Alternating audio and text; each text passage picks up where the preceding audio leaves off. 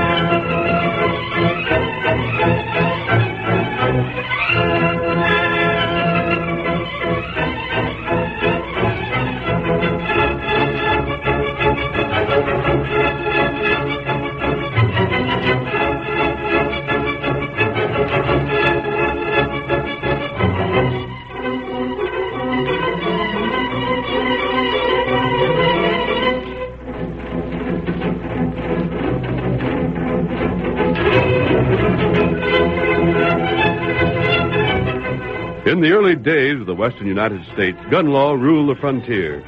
The local sheriffs were unable to preserve order, and might made right. It was then that the masked rider of the plains started his great fight for justice. And in time, his courage and resourcefulness, his strength and daring brought law and order, peace and security to the new territory. It was he more than any other man who made the winning of the West possible. Return with us now those thrilling days of yesteryear. From out of the past come the thundering hoofbeats of the great horse Silver. The Lone Ranger rides again. Come on, Silver! We're heading west! Papa's waiting on the trail ahead! Hi-yo, Silver! Away!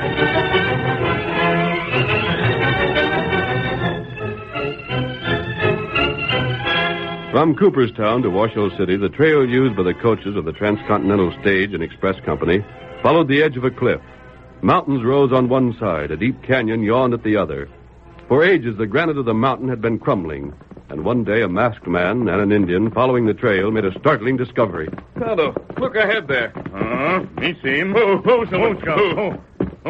No more travel will follow this trail, Kemosabe. Oh, what happened? This was done by a landslide. It must have been. Look, the trail's been torn away as far as you can see. Miles of it gone. Back to Cooperstown for us, Kemosabe. We'll head off anyone coming this way. Back, Silver. Get him back. From now on, Tonto, the only road between Cooperstown and Washoe City will be by way of Gold Flats and the Valley Trail. That's right. Come on, Get him up, Scout. Hi-yo, Silver! Away!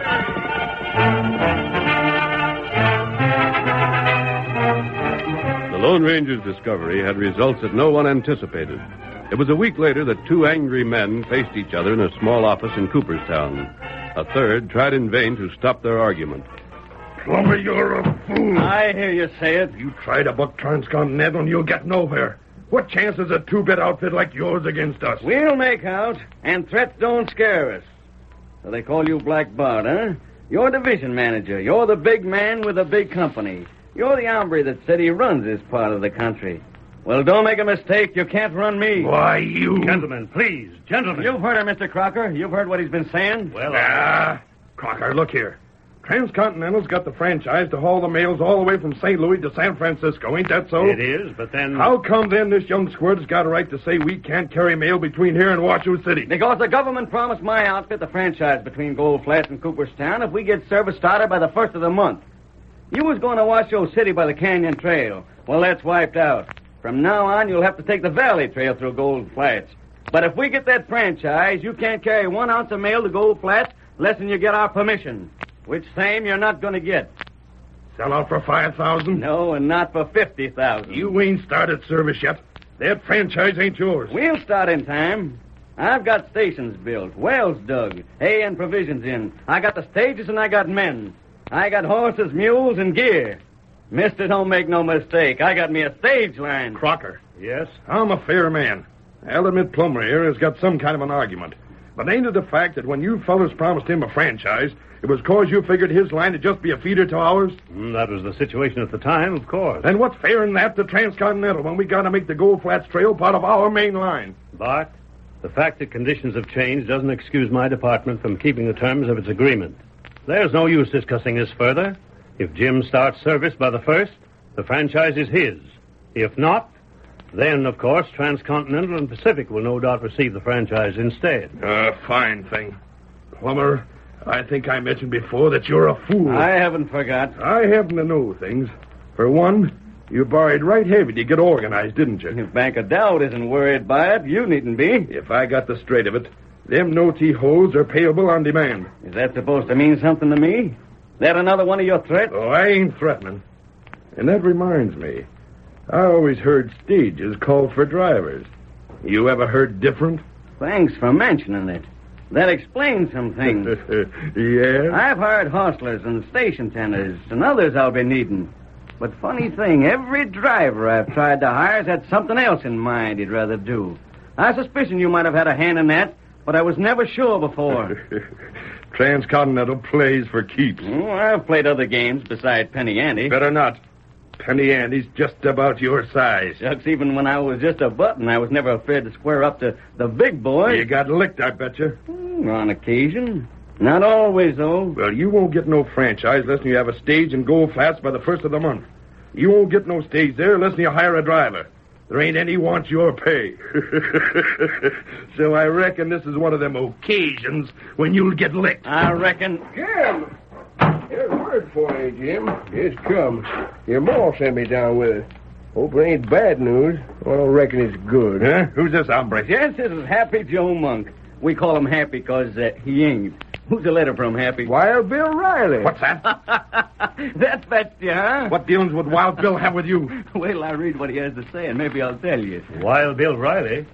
The name seems familiar. Well, it ought to be. He's been working for Wells Fargo, driving. But he ain't no common ordinary driver. He's something special.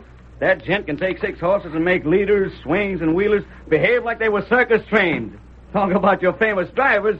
There's the one that tops them all. What's he wrote you? Oh, just a second. Says he can't oblige you, huh, Jim? Don't be so doggone cheerful, Happy. Anyhow, you're wrong. Gents, Wild Bill says is how he'd like to have the honor of driving my first stage in the Gold Flats. Happy, for once you're a messenger of joy. What would he want to work for you? Maybe he recollects the time you fired him when he was working for Transcontinental and you was agent on the Prairie Division. He never did have much use for you, Bart, after that. He don't dare go again me. Don't you wish he didn't? He won't get the stage through. I got cash says he will. You sell out. And you go to blazes. Come on, Happy. We have to tell the boys about this. See you later, Mr. Crocker. Glad you're in luck, Jim. All right, mister. I'm giving you a warning. Go right ahead. Transcontinentals have fights afore, and that's always won. You don't say. Well, my Gold Flat stage line is just beginning, so it ain't never had a fight. But on account of that, there's one thing you got to admit. Yeah? We've never lost.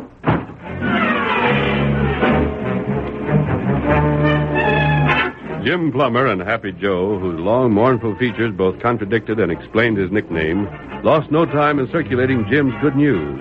But Black Bart had also been busy, and when Jim finally reached home, he found that a caller had arrived before him. And another thing, you little measly sawed-off shrimp. Ma! Well, so you finally decided to come home.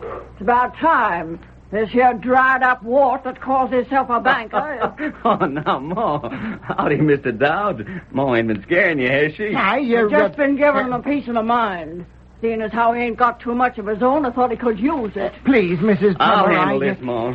What's on your mind, Mr. Dowd? He's got the infernal gumption to say he's going to call in the loan you made off him. Huh? Is that a fact? Now, Jim, it ain't because I'd Well, like to. I'll be switched. He's sure quick on the trigger. Huh? Black Bart Kruger. I don't just follow you. Oh, shucks, Mr. Dowd, you don't have to pretend to me. I know Bart put you up to this, and I can give you a mighty good guess what he told you, too. But I Betty don't know- hinted that if you was to call in my loan, knowing right well I haven't got the cash and you'd have to take over my equipment, well, then Transcontinental would be plumb bubbling over with appreciation. Now, ain't that so? He just pointed out that you can't possibly get that franchise. My boy can do anything he's got a mind to. Oh, I didn't mean to Hold say on. that. And you, Ma, you keep out of this. You're the worst fire eater I've ever seen. Somebody's got to stand up for all right. Oh, Mr. Dowd ain't going to insist on his cash. Well, I'm afraid that for the security of the bank... I said hold on. Now open your ears and listen. And don't get so red in the face. You'll likely bust a blood vessel. This is... And you're behaving like you ain't got the sense of a mule. Mr. Dowd, Black Bart and Transcontinental are just using you to get at me. I'm the best judge of that. You should be, but it's plain to see that you're not. You're a private banker. What can Transcontinental do for you? Shucks. They're your competition. They're just like Adams and Wells Fargo. They got banks of their own. You do them this favor, and one day the time will come when you'll find them same fellas set on running you out of business. But I ain't through yet. Now, what happens if you string along with me? In the first place, you get your loan paid off in cash, which is a heap better than taking equipment that nobody but me'll have use for. In the second place, when my line gets to operating, it'll be doing business with your bank. You'll be making plenty out of us. Now, then, ain't that a sight more sensible than the side again me with fellas that are your enemies, too? But you can't even get a driver for your stage. Can't, huh? Well, that's something Bart must have neglected to tell you on purpose. Look here, Mr. Dowd.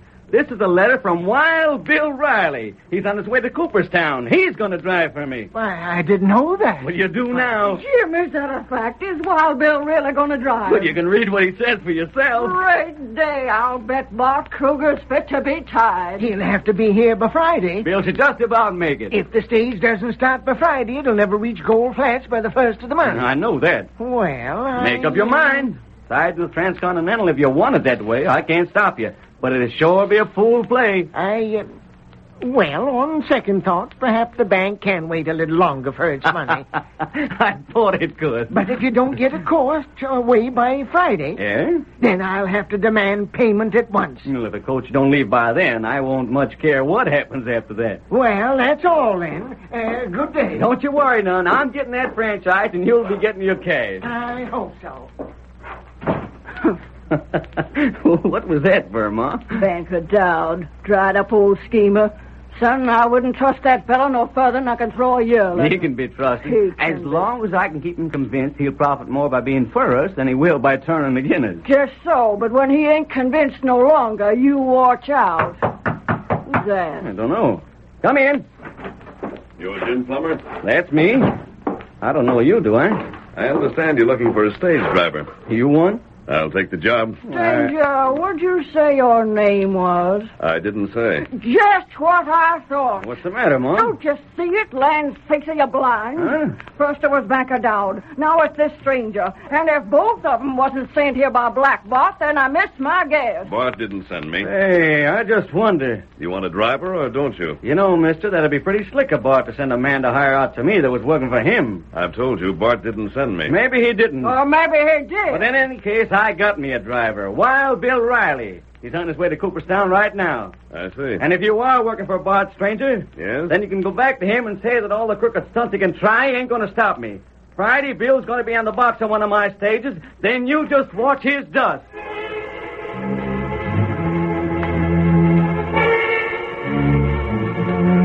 That evening, in the shadows at the rear of Transcontinental stables, Black Bart Kruger gave final instructions to two mounted horsemen and... Slim. Yeah? You take orders from Abe here. He's the boss, savvy? Abe? Yeah? Bill Riley will most likely come by way Eagle Pass. Maybe he'll be along tonight, maybe tomorrow night. We'll be watching. I'm leaving everything up to you. I don't care what way you do it. But just keep one thing in mind. Uh-huh. Wild Bill ain't to reach Cooperstown alive. Now get. Get up there.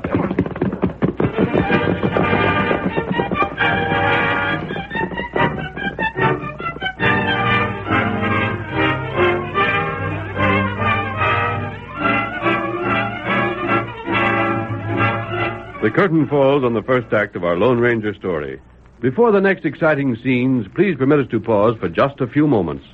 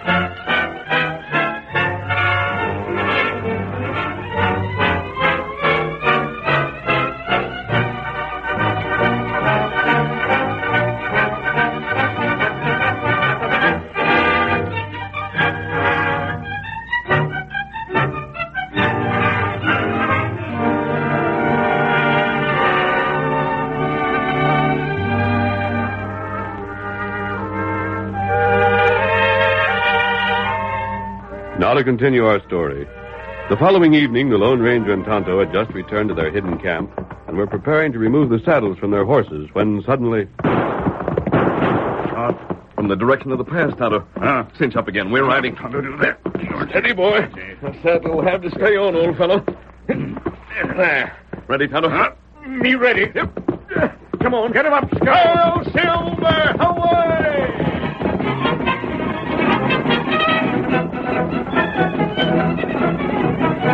Eagle Pass was close by, and Silver and Scout, obeying their masters, thundered toward it at full speed.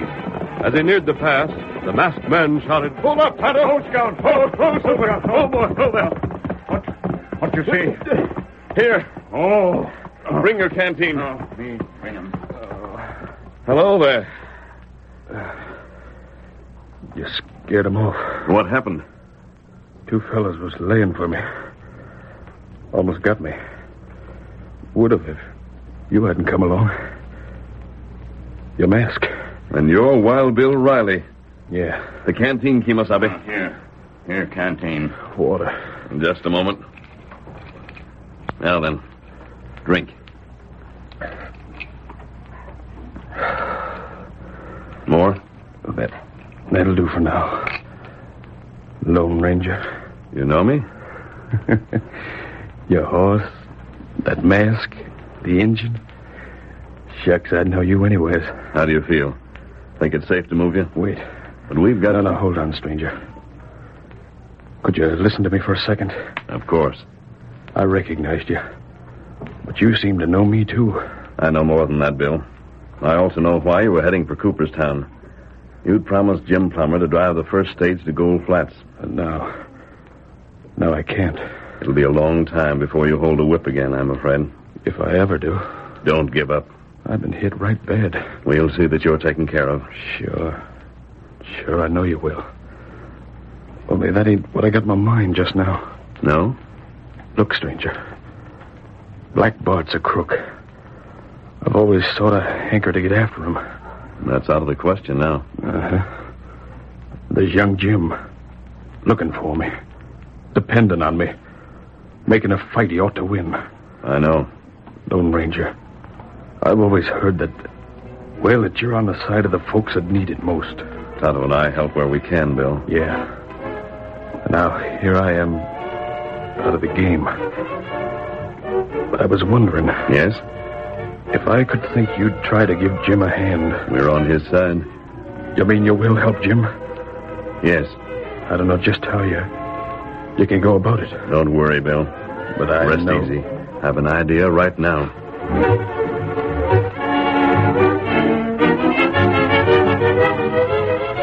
Later that night, Abe and Slim entered the busiest of the cafes in town and pushed their way through the crowd to where Black Bart sat alone. They drew up chairs, and when they'd been served with drinks, gave their employer the story of what had happened that night.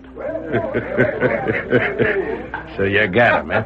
He won't drive no stage. It would have been better if you'd have finished him off for good. Shucks, Bart, we never had the time. We hadn't hardly fired before we heard them horsemen coming. They must have been camped close by somewhere. But you didn't get to see who they was, Abe? We was hightailing. Well, just so you got Bill. I bet I hit him twice. And I know I hit him. It was one of my bullets knocked him out of the saddle.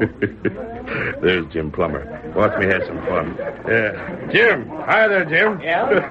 Sit down, wet your whistle, huh? Well, I reckon I won't. What do you want? Well, Jim, from the talk I've been hearing, seems as though you're setting a lot of store on Wild Bill showing up. He'll be here. Maybe he'll be here before the night's out. Yeah? You don't know that hombre real well, do you? What are you getting at? Well, I mean, you got a notion he's a fellow that can be depended on, ain't you? He can be. You got confidence enough, so you'd like to make a bet? On Bill driving? Yeah. I'm just so sure Bill will be sitting on the box of that coach come morning that I'll cover any amount you care to name. Now, I don't like to take your money on a sure thing. Put up or shut up. Well... You was bluffing. Bluffing?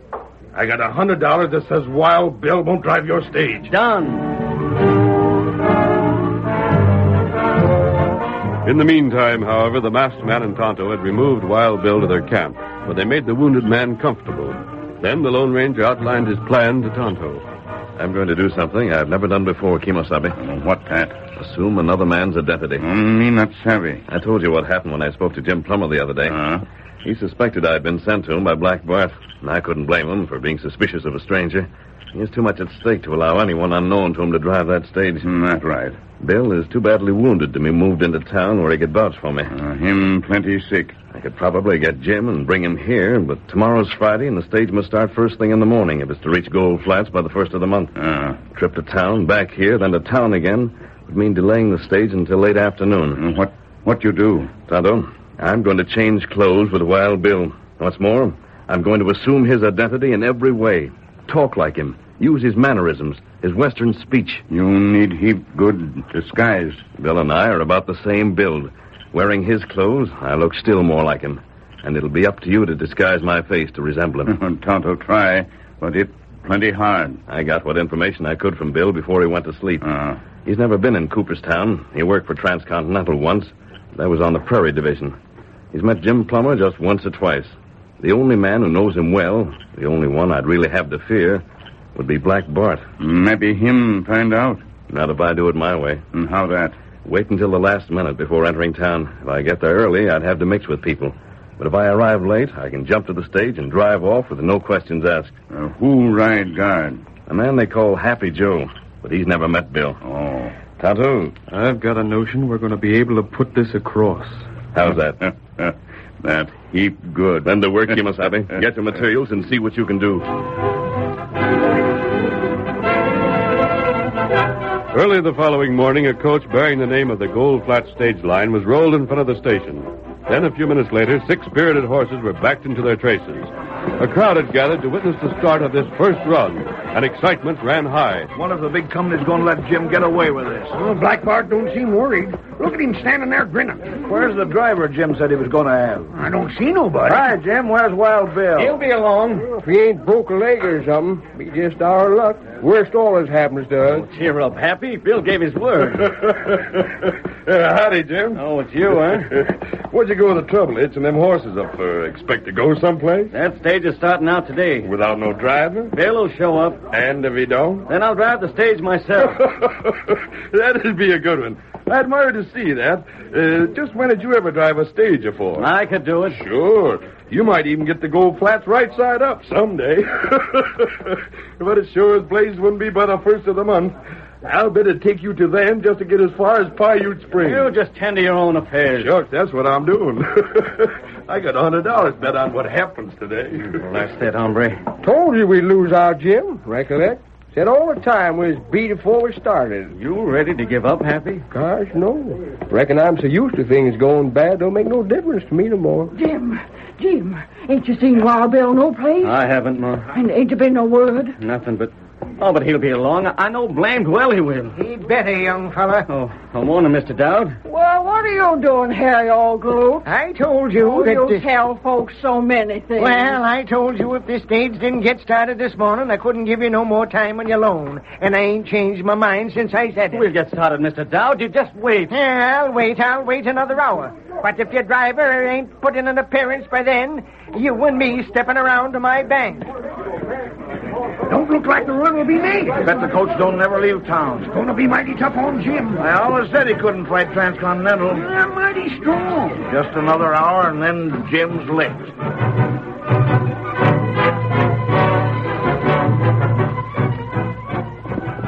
Come on, old fellow! Hurry, Silver! Come on! On to Cooperstown, boy! There's no time to waste! Hello, Silver!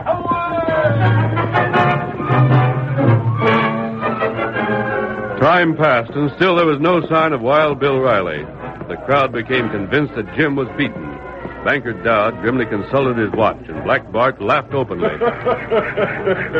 About ready to pay off on that bet, Jim? I ain't lost yet. Shucks, now what's the sense of being stubborn? I warned you about Bill, and didn't I tell you couldn't hope to go against my company? Say. Yeah? You've been certain right from the first that Bill wouldn't show up. Did you do something to keep him from coming here? Now, what put a fool notion like that in It'll your be head? just like you. Careful. If you have... Making threats? If you have and I find a way to prove it on you, I'll pay you off. It's the last thing I do.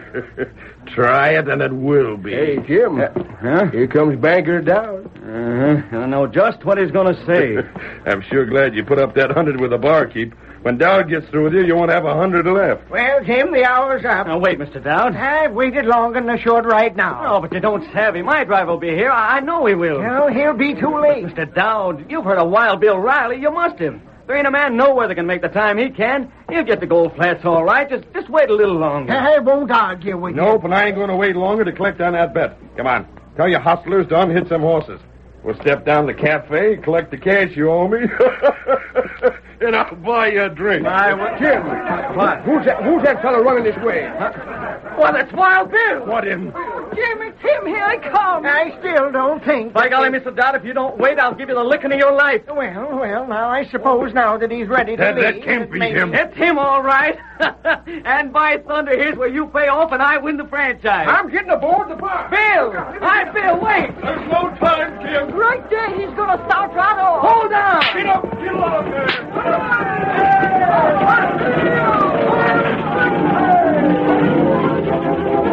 There she goes. Off for Gold Flats. Look at Wild Bill handle them horses. Now Jim's got a chance. Hooray for Bill! Look at Happy hanging onto the seat. Heavens above, did you ever see anything like it? I don't see why he couldn't have waited just for a minute. He's smart, son. He knows how important time is, and he ain't wasting I it. suppose you're Where's right. Abe? Where's Slim? I want to find them Not first. so doggone fast. I gotta find him. There he goes, and now you're paying me. I'll pay You bet you will. But I'll tell you something first. Yeah? I'll lay you another 100 that hombre don't never get your stage as far as Paiute Springs. You're on, mister. Boys, if Wild Bill can't do it, then nobody can.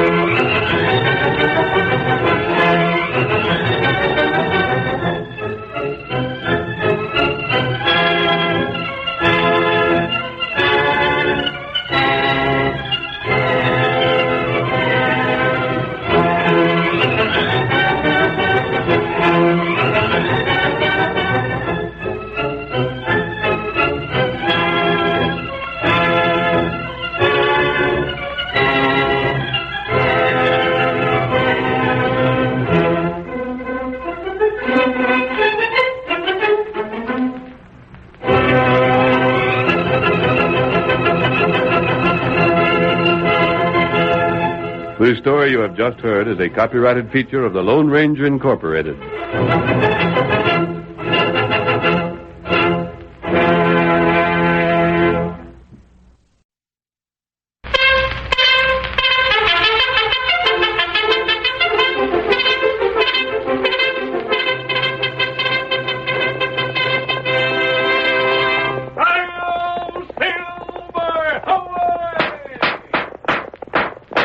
Fiery horse with the speed of light, a cloud of dust, and a hearty hi-yo silver, the Lone Ranger.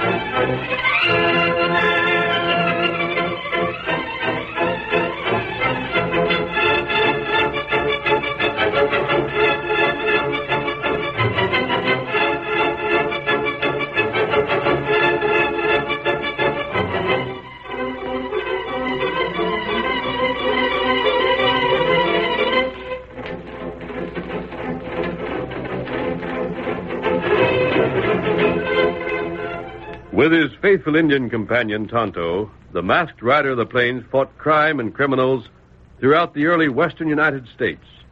No one could match his courage, strength, or daring, and the stories of his deeds have come down to us through the generations. Return with us now to those thrilling days of yesteryear and relive one of his most thrilling adventures.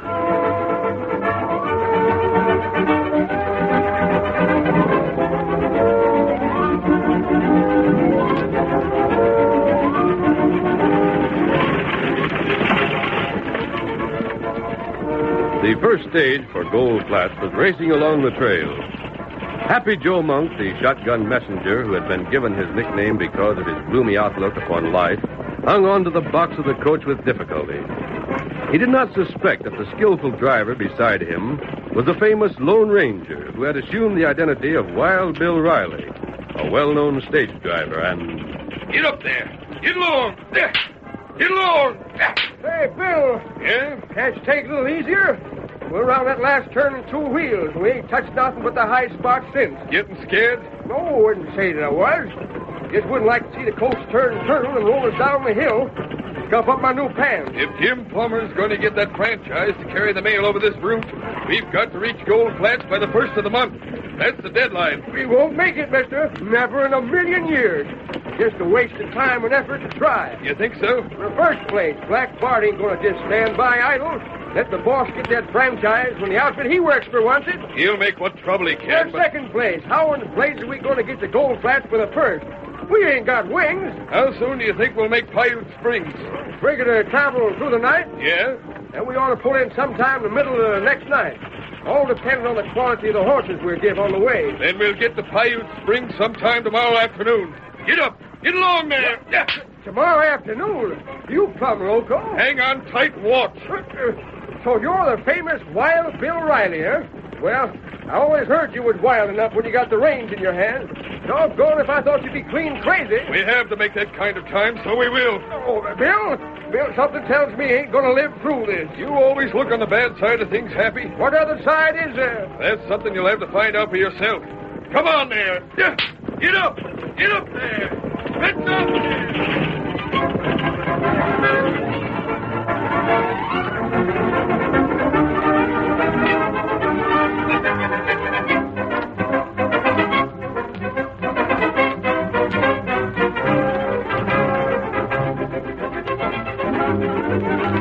At the same time, in the local office of the Transcontinental and Pacific Stage and Express Line at Cooperstown... Stand up, blast. Please, Bart. Please don't hit me again. Don't. Now, quit your sniveling. Look, Bart, we thought we'd drill Wild Bill. Honest, we did. I'd have swore to it. You come back to town here, tell me that you and Slim plugged Bill over by the pass. And on the strength of your story, I bet Jim Plummer, his driver, won't show up. Well, he showed up all right, and it cost me just exactly $100. But it was dark when we dry gulched that fella. That's how we made the mistake. It must be. Who wants excuses?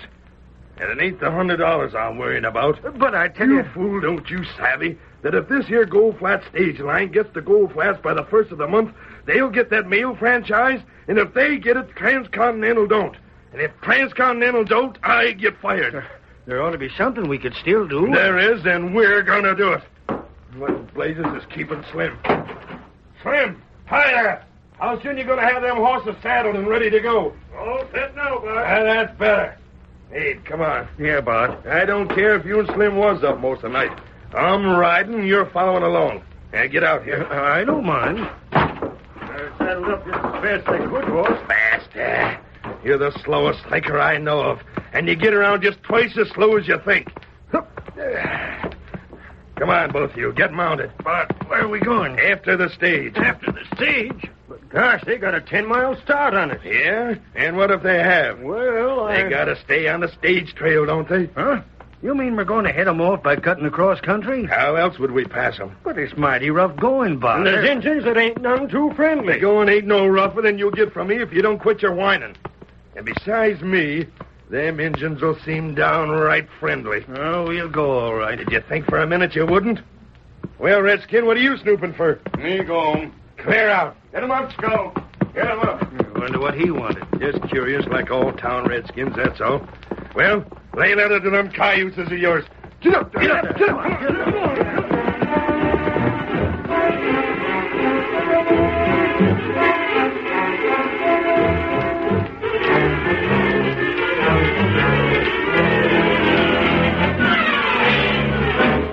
When Tonto was ordered away by Black Bart, he rode no further than the modest office belonging to the Gold Flat stage line. Whoa, Scout. Whoa.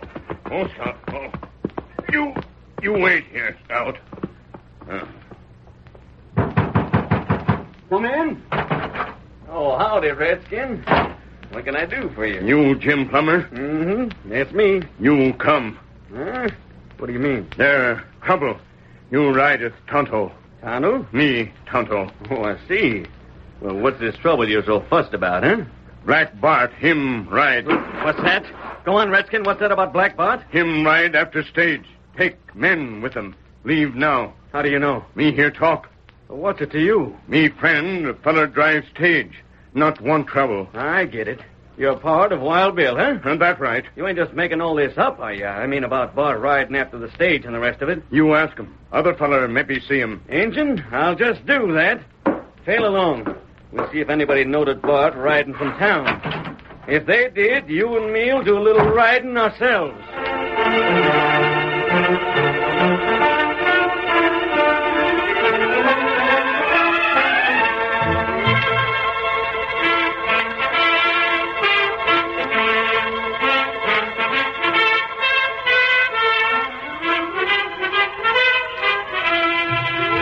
In the meantime, the Lone Ranger, playing the part of Wild Bill Riley, urged the coach he drove to its fastest speed, unaware that Black Bart was even then on the point of overtaking and passing him. Get along! Get up there! Well, Happy, still think we won't make Paiute Springs by noon tomorrow? We're going fast enough, mister. Well, I'll be dad busted if a stage ever rolled that could stand the pace this is going. Oh, go on. Can't you take it easy over them bumps? You got me just about rubbed down to a shadow. Hang on, Happy. We're on our way. Get up there.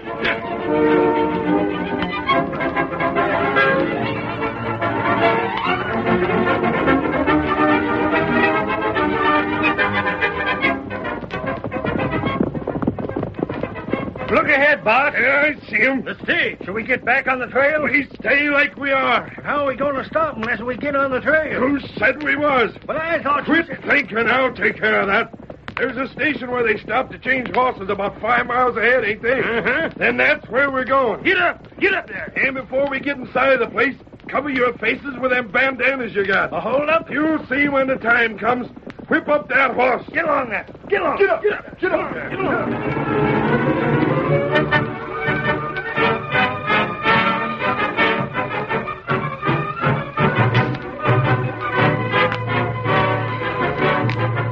Cutting cross-country, Black Bart led his two companions past the stage without being discovered. Then they spurred their mounts on towards the next station where the stage would halt for a change of horses. When Bart, Abe, and Slim reined in before the gate, their faces were masked. You, Abe, get down and pound on that gate. Yeah. Who's in charge here? Just a breed. Well, Abe, get at it. Give me time enough. Time? You want us to still be outside here when the stage drives up? Hey, breed! Hi there, breed! Open up! He won't if he sees us masked. Yeah, but he can't. Hi, breed! Get a hustle on! Hey, senor. Diablo, the outlaw. Breach! Do not shoot, amigo. Sacre, I beg of you. Stand aside and keep your hands in the air if you aim to live. All right, come ahead. Get up there. Get up. Please do not shoot. I beg of you, sir. Who there? Who there? What you do, amigos? Why have you... Shut up! Abe, close and bar that gate again. Right. You all alone here, Breed? Don't lie to me or I'll blow your head off. Si, senor. Me, Pablo. I'm alone. It is a trust, senor. That's I'm enough. alone. What now, boss? You look around to see that the Breed ain't tricking us. I don't figure he is, but I aim to make sure. I'll have a look. What you want me to do? Tie up the Breed for one thing. Mm-hmm. Then keep watch for the stage and yell out when you see it coming. But you ain't said yet what your scheme is. You blind? Can't you see it for yourself? I can't With see the gate barred and the adobe walls and us in here to hold them off with guns, they can't get in, can they?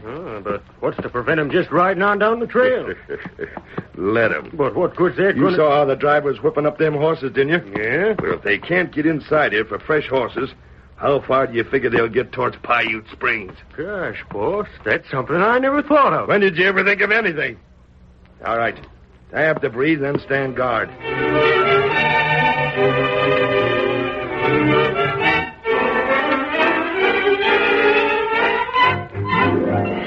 Slim securely tied the breed and placed a gag in his mouth to prevent an alarm. Then he took a position upon the adobe wall that surrounded the station, where he could see for some distance.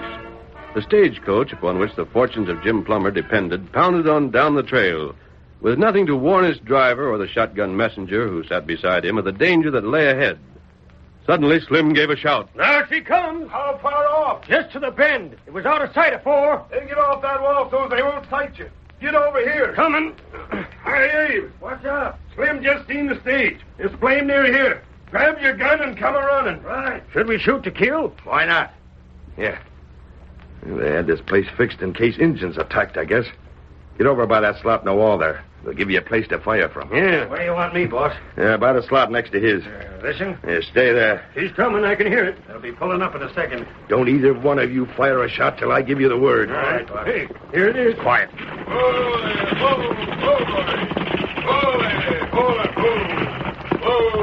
Hey, Pablo, where are you?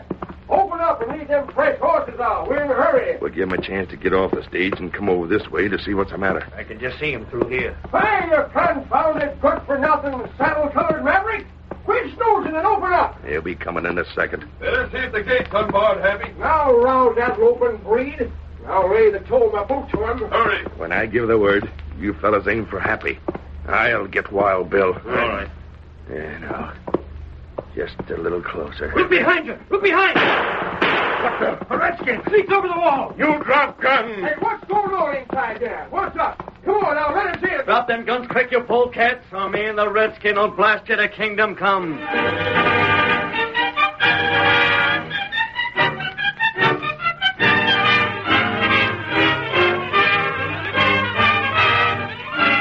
The curtain falls on the first act of our Lone Ranger story. Before the next exciting scenes, please permit us to pause for just a few moments.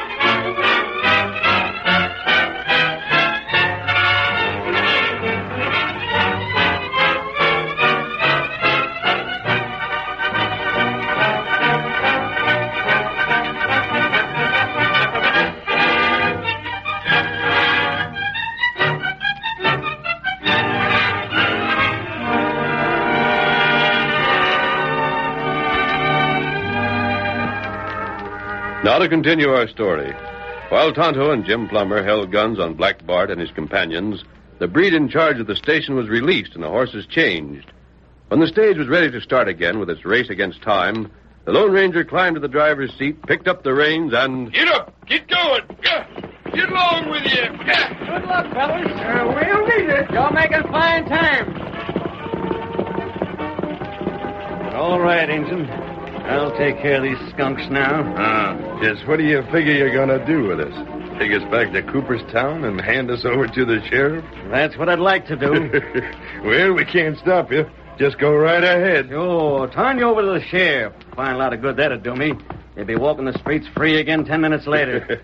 Oh, now, if the sheriff figures we done anything against the law. Yeah, but he won't. It was you when the case put up by Transcontinental that elected him. He knows who to jump for when he's told. Look here, Jim. Well? Transcontinental runs express coaches all the way from St. Louis to San Francisco. You ain't telling me nothing I don't know. But look what you got. Just this measly line you're hoping to start between Cooperstown and Gold Flats. You won't cover nothing but 3 counties.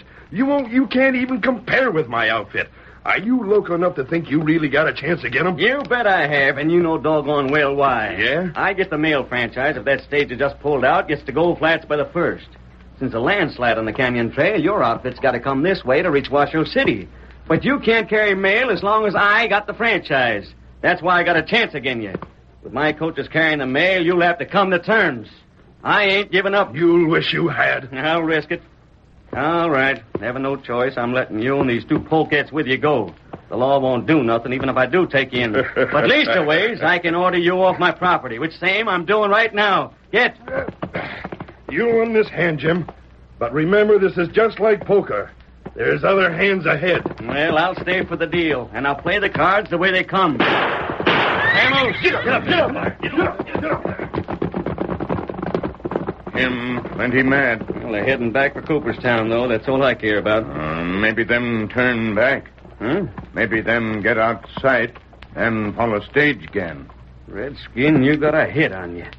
Say, listen here. I got a notion it wouldn't hurt none if I was to sort of mosey along behind the stage himself. Just the insurance kind of, you see. Oh, that good idea. Would you like to come along? I'd sure admire to have you. Tonto go. Tonto shake. Yeah. There's something been bothering me. What that? Tonto. That name's so doggone familiar. What do you think? Well, I've heard it in some connection or other. Can't say just where or how. Better ride now. Here's Scout. Yeah, we'd better. You ready? Lead on, Injun. Get him up, Scout. Get him up. Get along, boy. Get along there.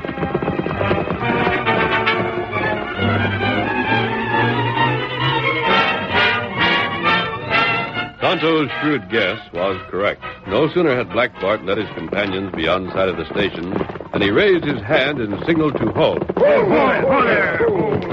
What's up? It's as far as we go in this direction. Huh? The idiots.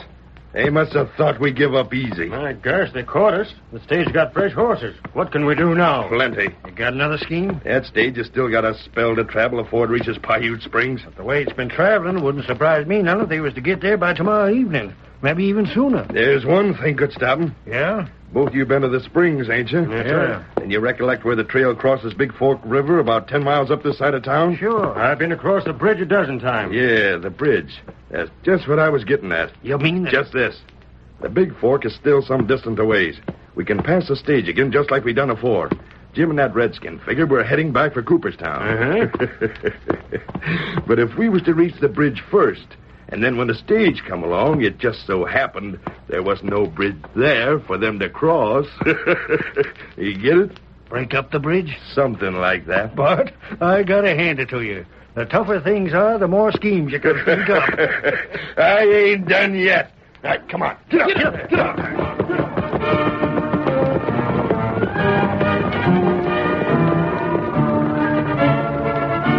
And still the stage hurtled down the trail, thrusting the long, dusty miles behind it. All through the night it continued, the Lone Ranger and Happy taking the reins turn and turn about. Every 25 miles, an isolated station loomed in front of them on the trail, and fresh horses were secured as needed. The stage, for all its speed, still could not compete with saddle horses that could leave the trail whenever a shorter route offered. For this reason, the stage was several hours behind, when finally Black Bart, Abe, and Slim came to Big Fork River. Slim, instructed by Bart, rode on to town. When he returned, he brought a package with him, and... Didn't take you long, Slim. Figure this will be enough? With that, I could blow up a dozen bridges just like this one. What'd you do? Buy all there was in Paiute Springs? Well, too much is better than not enough, ain't it? Sure. Hey, where's the fuse? Right here. I can fix the powder for the blast bot if you like. Nope, that's something I'll do myself. And I'll know it's well done. You fellas stay here. Right. Gosh, Abe, just look at the river. 3 feet high, and I ever seen it afore. Deep enough to be over the top of the stage, anyhow. They got the notion to ford it. Which same they won't, unless they're plumb loco. You gotta hand it to that one fellow, though. Who? That driver. Wild Bill Riley, whatever his handle is. I've heard he had quite a reputation. I never was told he was as good as he's been so far. That's why it's nice to be working for Bart. Huh? No matter how good them other hombres are, he's always able to go 'em one better. Which same is gospel. Slim, I'll bet you when Wild Bill sees this, we'll hear some language.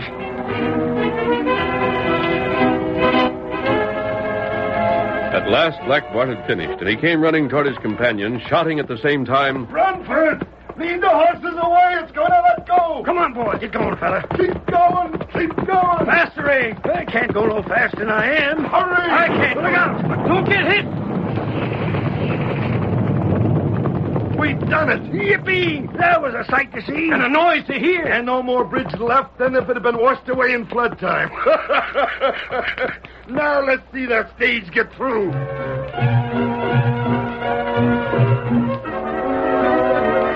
Bart, overjoyed at the success of his trick, could not resist the temptation to remain at the river to watch what would happen when the stage arrived. 2 hours later, when the Lone Ranger drew the stage to a stop just short of the demolished bridge, Bart and his two companions sat in their saddles grinning. Whoa there, whoa, whoa, whoa. Martin, thunder. The bridge is gone. Yeah. And there's 3 grinning apes that could tell us just how come they were so minded. We better climb down. Uh-huh. I don't know what can be done. Reckon we're licked for sure this time. Perhaps. You there. Just what do you know about this? Shucks, we don't know any more about it than you do. Ain't that right, fellas? Sure it is. Why, we're just as mad because we can't get across as you are. Yeah, blasted low-down sneaking coyotes. Sitting there laughing. Sitting there thinking what a big joke this is. You don't need to tell me. Just as sure as I'm standing here, you fellas blew up that bridge. How would you go about proving it, Happy? Go to blazes. It was blasting powder did this all right. Never said it wasn't, did I? No. Bill, we ought to fix these fellas once and for all. I'd like to smash Wait. that... but we... Go over to the stage and get that axe that's slashed on top. Huh? Go ahead, do like I say. I'll be blasted if I can see what good an axe will do. Mister, you wasn't figuring on clearing away what's left of the bridge so you can ford the river with your stage, was you? If you was, I'd suggest you take a look and see how deep the river is. The horses could swim it, maybe, but how'd you get the stage across? That ain't my problem, it's yours. What do you mean by that? You claimed you didn't blow up the bridge. Well, what's in his saddlebag? Hey, stand clear. What I thought, blasting powder. You must have had more than you could use. Try and make proof like that stand up in court. We got a right to have blasting powder with us, ain't we? There's other uses for it. This argument won't reach a court. Here's the axe you wanted, Bill. Good. All right, climb down. Hey, you can't. Climb down. You see that draw like lightning? What do you want? Don't shoot. Take this here axe. What for? Take it and I'll show you.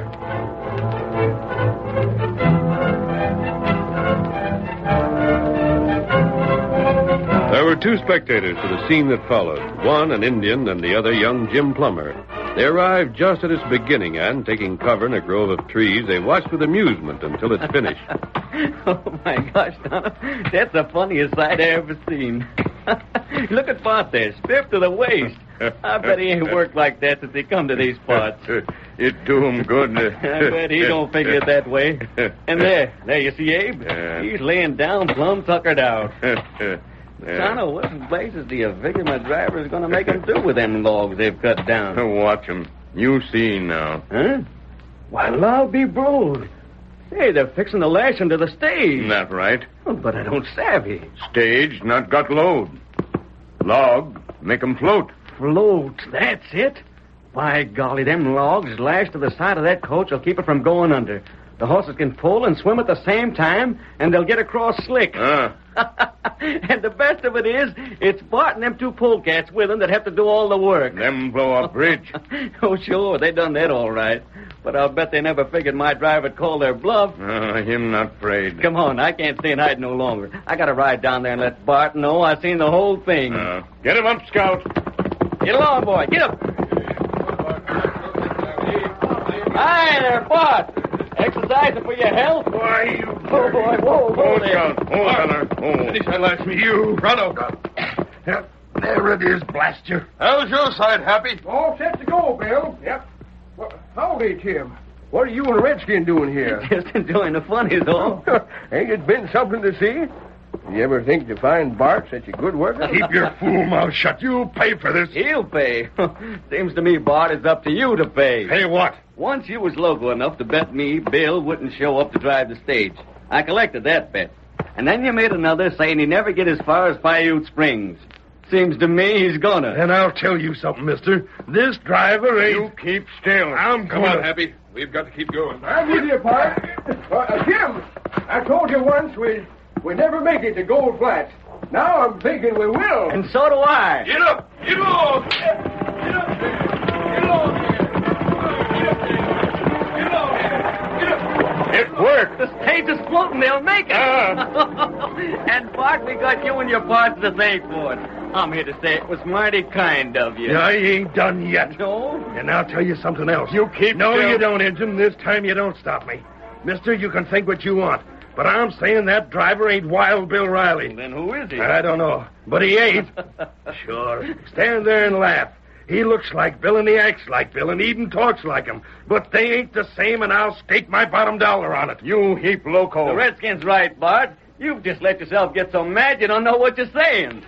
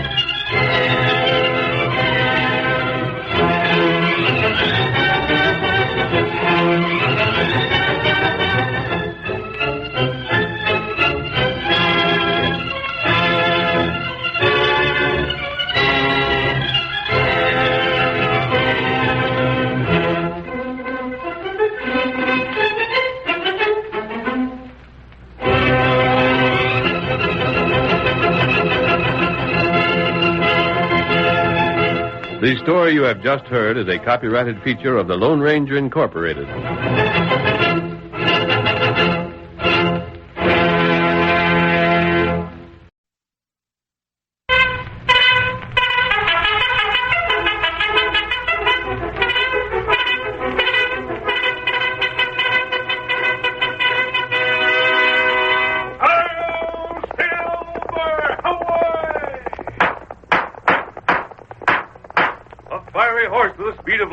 A cloud of dust and a hearty hi-yo Silver, the Lone Ranger.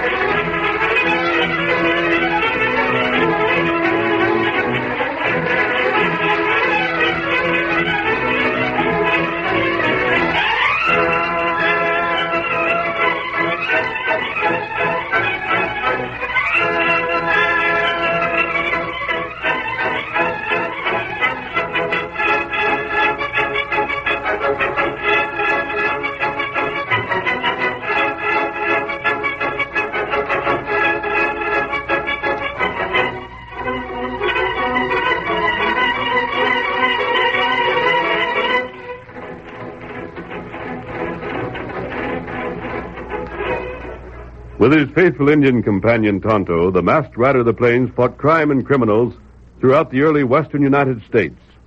No one could match his courage, strength, or daring, and the stories of his deeds have come down to us through the generations. Return with us now to those thrilling days of yesteryear and relive one of his most thrilling adventures.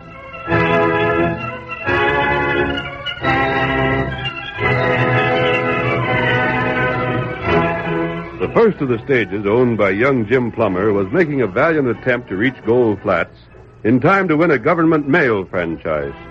The stage was driven by the Lone Ranger, who not only had disguised himself to look like Wild Bill Riley, the famous stage driver, but had assumed the latter's identity as well.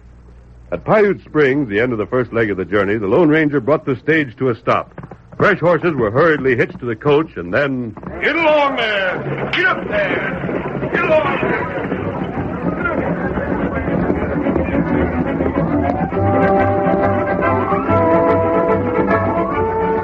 The stage had begun the second leg of its difficult journey, and the crowd of onlookers it left behind was awake to the drama of the occasion. I will give 10 for one. They do not make it, eh? I hope they do. They're sure covering ground.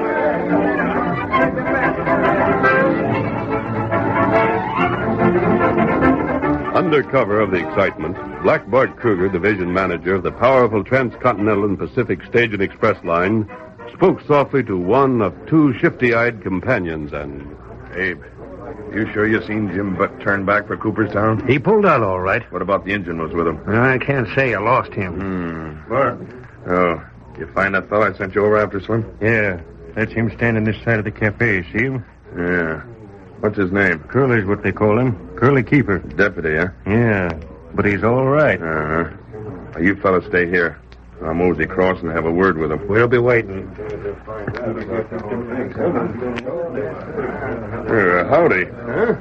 Oh, howdy, stranger. Don't know me, huh? Should I? Most folks do. I'm Bart Kruger. Or maybe if I said Black Bart, you'd recognize the name sooner. Hey, you're from Cooperstown. You're head man with Transcontinental in these parts. That's me. Well, now, I sure am pleased to meet up with you. Pleased to make your acquaintance, Curly. You must have seen your competition pull out from Marysville just now. Reckon it wasn't a sight to set so well, huh? You think Jim Plummer's been smart bucking my outfit? Maybe. But that ain't the word I'd use for it. You talk sensible. I was told the deputy here was a sensible man. I'm wondering just how sensible you are. Sounds like you might be meaning something you ain't made plain yet. I do. Can I talk out? Sure, speak up.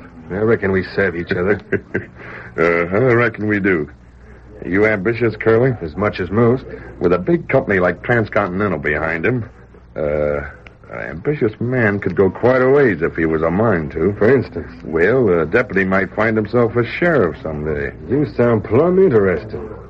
Tell me some more. Of course, my company wouldn't want to do favors for anybody that wouldn't turn around and do the same. That couldn't be expected. How fast a horse you got, Curly? There she is, that pinto there. Looks good. She'll travel. Could maybe beat the stage to Marysville? Yeah. Wouldn't surprise me if she could even do that. Providing I was to take a couple shortcuts. Would you try it? And when I get there? Just give a message to the sheriff. Marysville is in the next county, and the sheriff there ain't got nothing to do with you. But coming from one lawman to another, it's more likely to be listened to, savvy? I reckon. Just tell him this. The fellow driving the Gold Flat stage ain't the man he pretends to be. He's put out that he's Wild Bill Riley. Well, he ain't. Bill worked for me once. This fellow looks like him and acts like him and talks like him, but it ain't him. Say, is this straight or is this just what you want the Marysville sheriff to think? It's straight.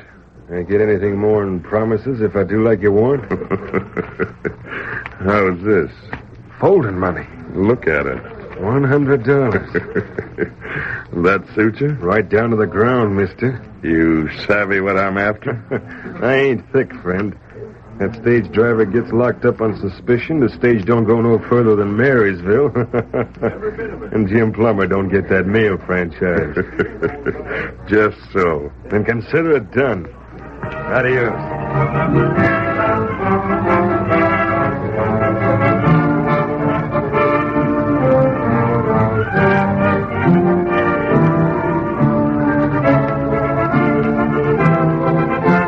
It was 12 hours later that Curly Keeper, alternately walking and galloping his mount, finally brought the almost exhausted animal into Marysville. He dismounted in front of the sheriff's office, where he found the sheriff. As he told the story suggested by Black Bart, he found himself the center of a circle of interested listeners, and... So that's the way it is, Sheriff. That hombre better be jailed. Well, nobody ever said I didn't do my duty when I seen it. Curly, that hombre's as good as jail right now. Good for you. You there, Dave. Yeah, Sheriff? Go to the cafe and find my deputies. Tell them throw some black coffee into themselves and see to the hardware. Stage will be pulling in before long. We're going to give it a right rousing welcome.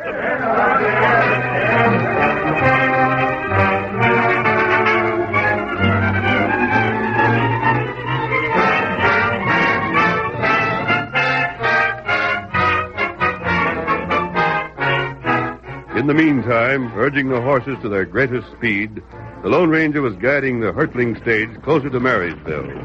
Beside him, jolted by their passage over the rough trail, was the shotgun messenger, Happy Joe Monk. Oh! Well, nearly threw me off that time. Going too fast for you, Happy? I don't know. Since we left Cooperstown, I ain't had the time to collect my thoughts long enough to decide.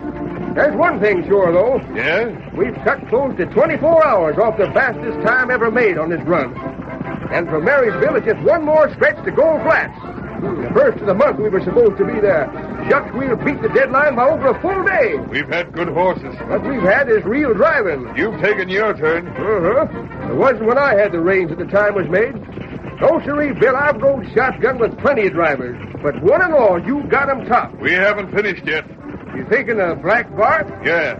Well, I ain't saying that hombre's give up. But I will say that if he ain't after what you've done to him twice before, then he ain't got the sense of a yearling. You've been cheerful lately, Happy. Recollect when we started out? You said there wasn't but one side to things. That was a bad one. Well, I've changed my notion some since then, Pard. And enjoying myself at Bart's expense is just what's done it. Get along. Keep them critters hustling. Get along, man. Get along.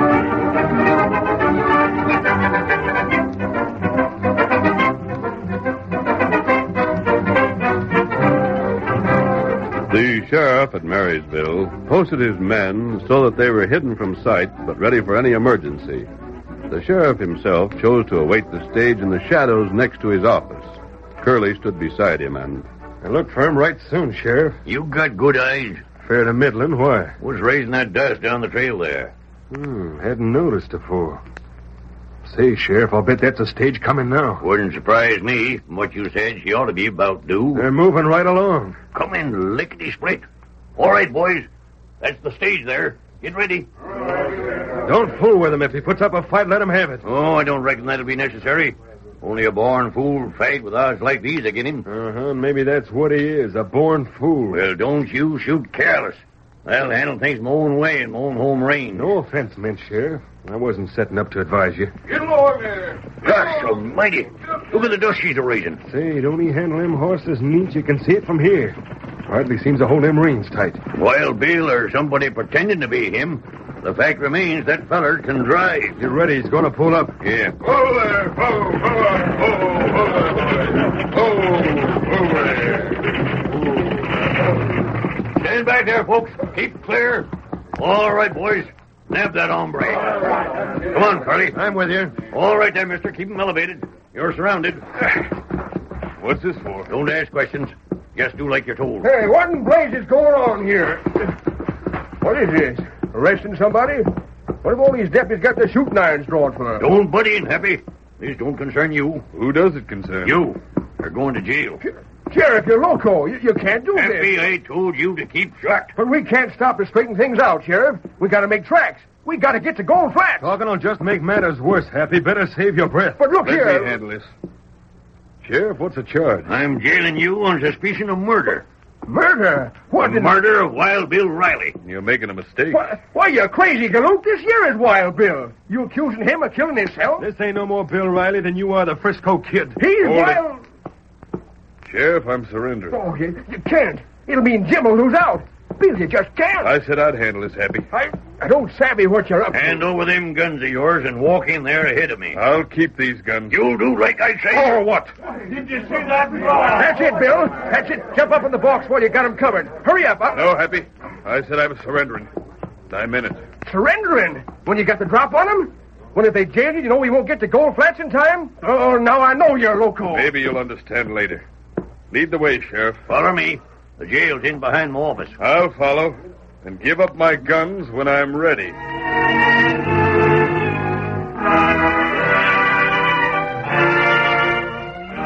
The action of the man he thought to be Wild Bill Riley both puzzled and angered Happy. And in this unpleasant frame of mind, he sauntered over to the cafe. There he stood glowering into a half-empty liquor glass when he was startled to feel a touch on his arm. What? Well, I'll be switched. The engine. You're the engine we met up with at Big Fork River. Yeah, you was with my boss. Not right. What in blazes brings you here? It get dark. Huh? You not drink. You come. Where? Something up? Me show you. Well, I don't know what you want with me, Redskin, but whatever it is, it can't make things no worse than they are already.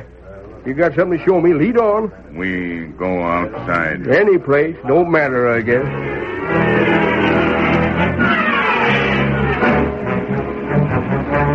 2 hours later, a group gathered about a table in the same cafe. So you put it over, Curly. Did a good job, didn't I, Bart? You did that. Which is more than I can say the Slimmer Abe here ever done when they had a job to do. Oh, Bart, we just had luck again. Well, boys, we'll skip that. But the fact remains, Curly here's been more help to me in the last 24 hours than you've been in the last 5 years. Look, Curly. Think you can get us in to see the sheriff's prisoner? Don't see why not. I'm curious about that fella. I could set a floor he's enough like Wild Bill to be him in a mirror. But just the same, I'll stake anything on it that he ain't. Got any way you can prove it? Well, Bill worked for me for a spell. I could ask this fella some questions. And besides, I've got it, Curly. By thunder, I've got it. Huh? What's troubling you? A disguise, that's what he's done. Somehow he's disguised himself to look like Bill. Where you going? Over to the calaboose right this minute. Curly, you come along. Sure. Likely the sheriff wouldn't let you in to see him if I wasn't along. If that hombre's disguised, it won't take long to find it out. It shouldn't. And things are beginning to add up. Just give me one look at that hombre's face, and let's get going. The curtain falls on the first act of our Lone Ranger drama. Before the next exciting scenes, please permit us to pause for just a few moments.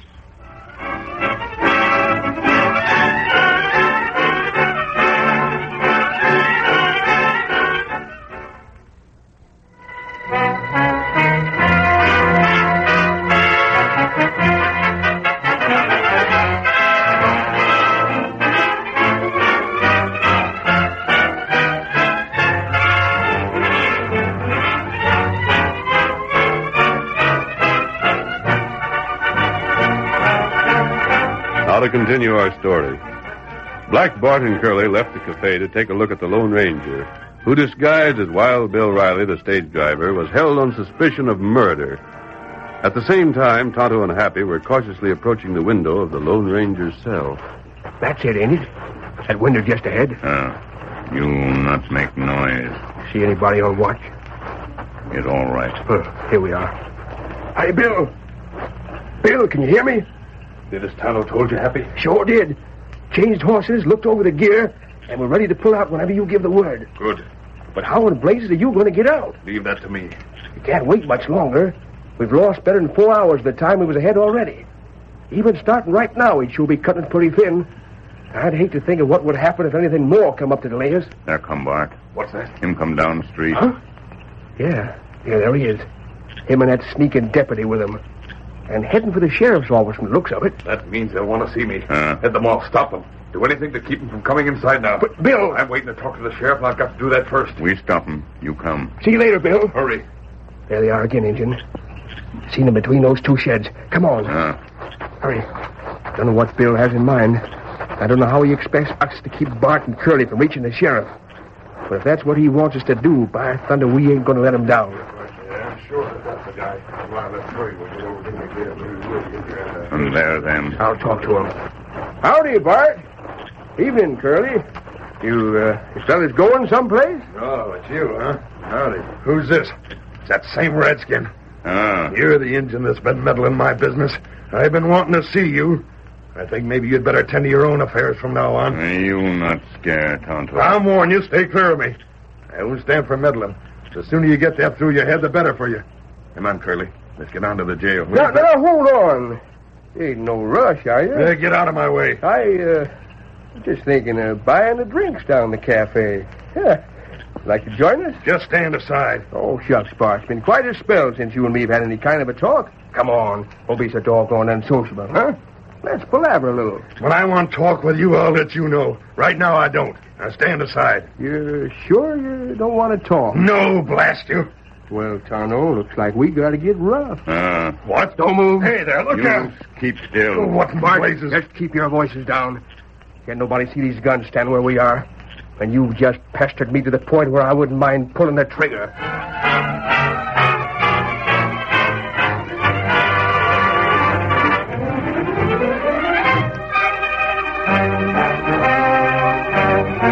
In the meantime, the Lone Ranger heard the sheriff approaching his cell and... Taylor said you wanted to see me. Right. Couldn't get here afore. Had some things to see to. What's on your mind? Sheriff, I think you savvy I let you jail me. You got the drop on us, but you'd never got away. Perhaps.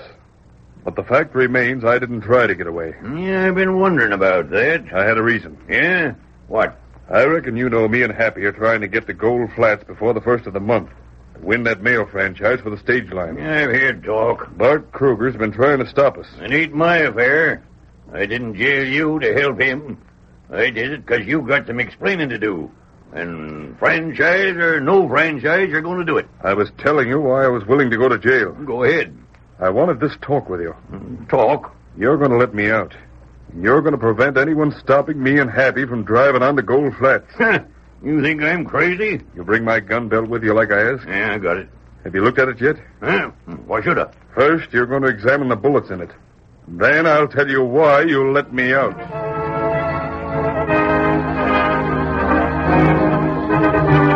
Black Bart and Curly, raging at Tonto and Happy, were taken to an isolated spot at the edge of town where it would not be noted that they were held prisoners. I'll pay you fellas back for this if it's the last thing I do. Quit talking too much, Bart. You'll strain your voice. You blasted fools, don't you know I'm a deputy?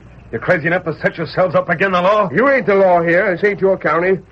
Here in Marysville, that tin badge you're wearing don't give you no more authority than I got. Just wait and see what's going to happen to you. You and the Indian will be the sorriest hombres ever seen around these parts. Tonto, what do you think?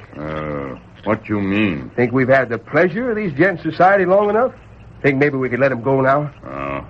It's all right now. He didn't say how much time he'd need. What's that? Who didn't say? Who put you up to this? You'll have to guess that, Bart.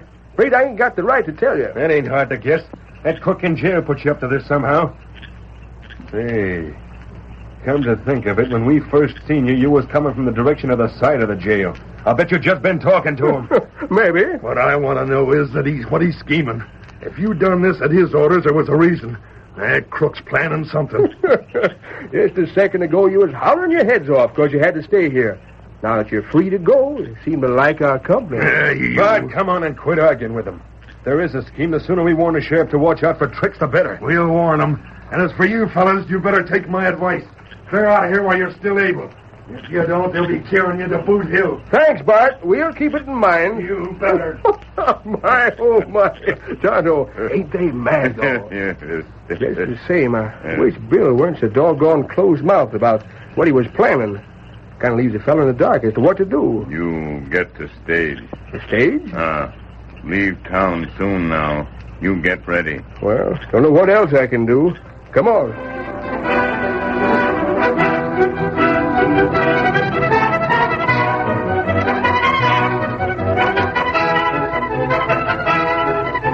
At the finish of his conversation with his prisoner, the sheriff chuckled and... You know, mister, this is going to put me in an awful bad light.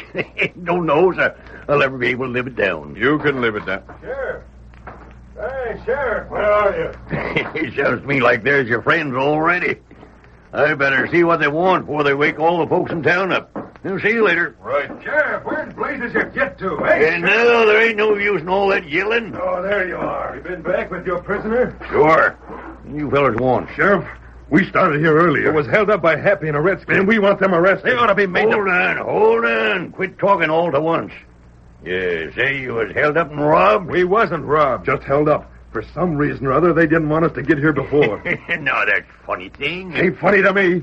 What are you going to do about it? Why, I'll go hunt them out right now, if you ask it. Wait. Well, but you said I that can keep them for now. You can get them most any time. It was your prisoner put them up to it. They just the same as said so. And that's the hombre we want to talk to right now. Sheriff, us being held up was part of something or other. He's scheming. You watch out for tricks. Oh, I ain't so easy to trick. Unless I got a reason for it. What's that? Oh, just let it go. Didn't mean nothing by it. Shouldn't have said it anyhow. I'll take us back there. Sure. Hey, is Bart Kruger? Oh, you're still here, boss. Me and Abe got to worrying about you. Didn't figure you'd be gone so long. Yeah? Well, while you and Abe were drinking over the cafe, me and Curly was held up. Gosh, we Shut up. You're never around when you're needed. And what I pay you wages for, I don't know. But, boss... I said shut up. I've had just about all I can stand without your fool excuses. Go ahead, Sheriff. Take us back to that fella. Let's get this over with. You sure you want to see him? Didn't I say so? Well, it's you that's asking for it. Come on. You see, Sheriff Bart's got a hunch he's disguised. Says it don't stand to reason he could look so much like Wild Bill without being him, unless he sticks himself up some way. And if he's disguised, I aim to see what he really looks like. Well, there's his cell. Who's that, Sheriff? Company for you, Bill. This fella here says you're wearing a disguise. Is it a fact? You think I ain't Wild Bill Riley? I know blamed well you ain't. Bill worked for me. You could be his twin brother, I'll admit that. But you sure ain't him. Then who do you reckon I am? I got my suspicions. Yeah? You ever hear of a fella that rides a white horse? There's lots of white horses. Men ride 'em. Uh-huh. But there ain't lots of horses like that one. The horse I'm speaking of is called Silver. Yeah? And the hombre that rides him has a redskin pard. Wait, Bart. Now I get it. That redskin's name is Tonto. I've heard of him. That redskin held us up tonight has got the same name. Just so. What of it? Tonight ain't the first time I've met up with that Injun, and every time he's been around, it's been somehow on account of you. You're guessing. You just bet I'm guessing. And I'm guessing that you're the Lone Ranger. I've heard of him. Don't try to bluff it out. You'd better listen before you make a mistake. You ever hear that the Lone Ranger talks like me? No. More like an Easterner, they say. But he could be pretending, couldn't he, Bart? What's to stop him from talking any way he pleases? Curly, you're right. But you just got through mentioning a white horse. I'm driving Jim Plummer's stage. You ever see me with a white horse? You could hide that horse just like you could change your talk. That ain't no kind of proof at all. Sheriff, make that fella come out here. We can blame soon tell whether he's disguised or not. Sorry, gents. I ain't the habit of letting prisoners out of their cells. And unlock the door and let us in. There ain't no danger, Sheriff. There's 5 of us to just one of him. Well, I could do that. Stay outside. You ain't giving orders. I'll you tell you do nothing. Go ahead, Sheriff. Open up. Uh-huh. Go on in. Now we'll get to the bottom of this, mister. Come over here. You want me and Slim to hold him, boss? We can take it. Sheriff, watch out. What the? Get back, Sheriff. Yell and reach. He grabbed the sheriff's gun. You blasted fool. Why'd you stand so close to I him? said reach. You... Ow! Next man to draw gets the same. Don't shoot. Stand back. Sheriff, hand me those keys. Now, look here. Hand them mister. over. This is going to make me look awful bad. That's your lookout. I'll be seeing you again, Bart. You... But not until after the stage has reached Gold Flat. Come back here. Let ourselves. Hey, somebody stop him. It's a jailbreak. Get that fellow. Don't let him get away. Let's get going, Happy. Listen. Get up there. Get along here. Get up. Get up. Yippee! We're on our way to Gold Flat. They've gone. Happy had the stage waiting and ready to go. Just as though he was waiting for that fella to get out. Sheriff, this looks blame suspicious to me. Here we are locked in, and just 'cause you stood where that hombre could grab your guns. You likely done it on purpose. That'd be a hard thing to prove. If I only had the chance to see if that was a disguise or not. No, we still don't know if that was a Lone Ranger. But I'm betting anything it is. Wouldn't surprise me none. Huh? Sheriff, you mean to say you suspicioned he was a Lone Ranger, too? Sure. Maybe with better reason you fellers had. And if you did, why'd you get careless? Ain't you never heard how dangerous that feller is? Sure I had. And why did Now, you... get this straight. I know what's in your minds. You're going out of here and accuse me of conniving at the escape of a prisoner. Well, that's up to you. You can spread any kind of talk you're a mind to. What you can prove, though, is something else again. Sheriff, wait till I finish. I just got one more thing to say. You had me lock that fella up on suspicion of murder. Well, if he is the Lone Ranger, and I ain't saying one way or another, then he didn't kill nobody. And if you gents are fighting him, then I got a notion there's more reason for you to be behind the bars than him. And when you start to yelling, just think that over.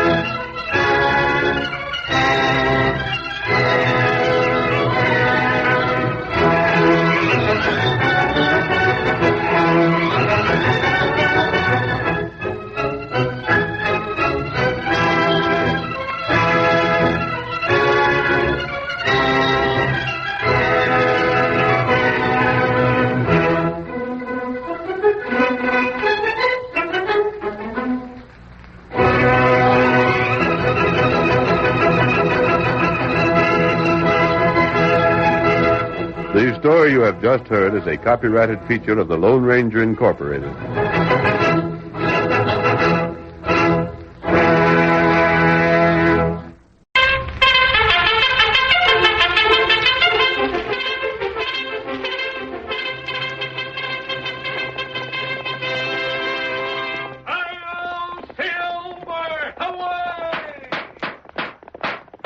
Fiery horse with the speed of light, a cloud of dust, and a hearty hi-yo silver, the Lone Ranger.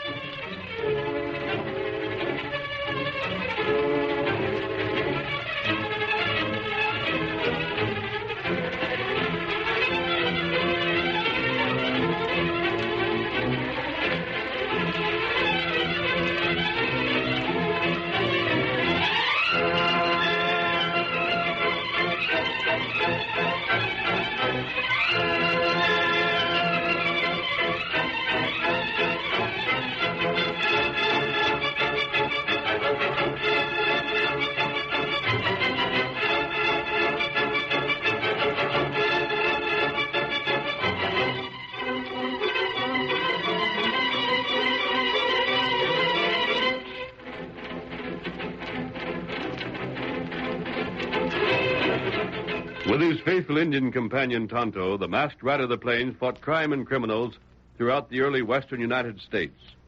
No one could match his courage, strength, or daring, and the stories of his deeds have come down to us through the generations.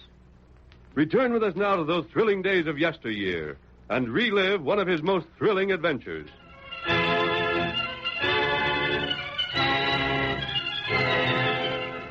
Everywhere excitement ran high as word of the great stage race between Gold Flats and Cooperstown spread throughout the district. I've seen the stage just beyond Paiute Springs. They say it was ahead of schedule leaving Marysville. You should have seen them tearing over the train. I bet they went out. They got a chance. How soon will we know?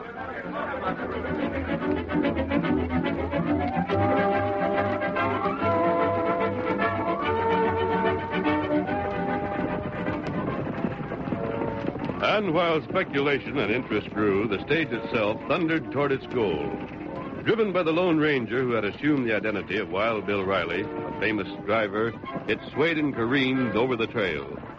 Happy Joe Monk, shotgun messenger and the Lone Ranger's companion on the journey, clutched the jolting seat with both hands. Want me to take the reins, Bill? Just hang on. We're going to make it? By morning. You're crazy. That'd be more than 12 hours ahead of schedule. Can't be done. Watch us. Bill, if you do it, blamed if I don't find me a girl and get hit. Yeah? Yeah, I'll have to get me some grandchildren so I can tell them about the fastest trip a coach ever was heard of. 10 miles to the next station and fresh horses. Get up there. Get along there. Get up.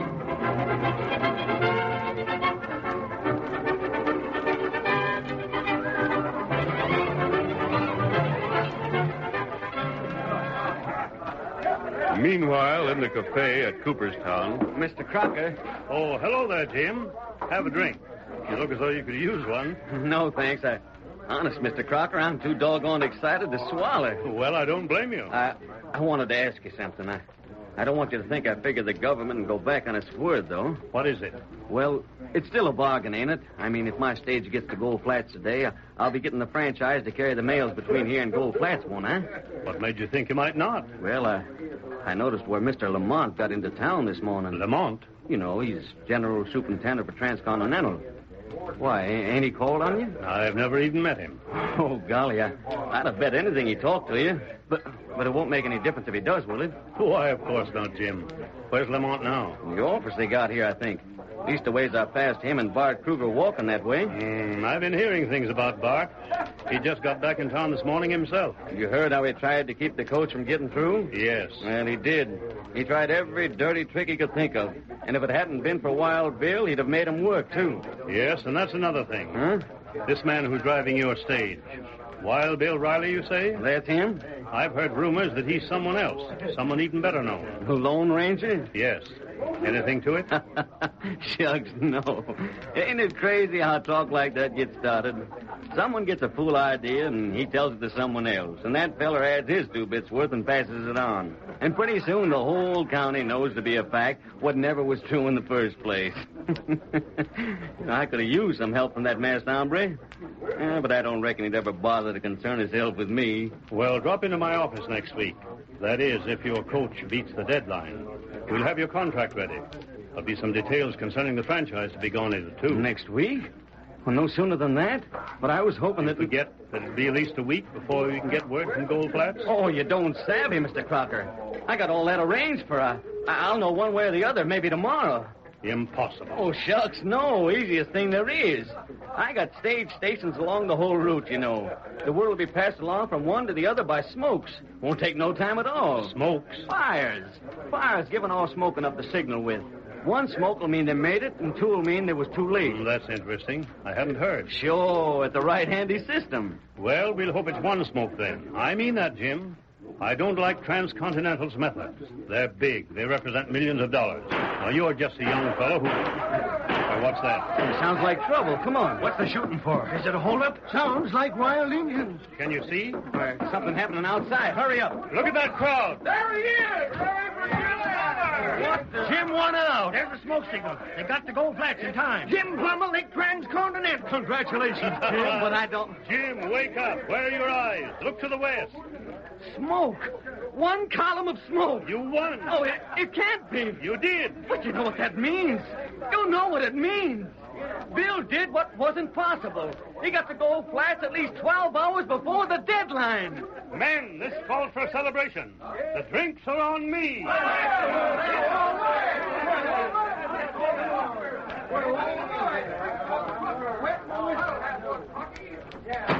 You hear that? But, Mr. Lamont... Listen to the fools.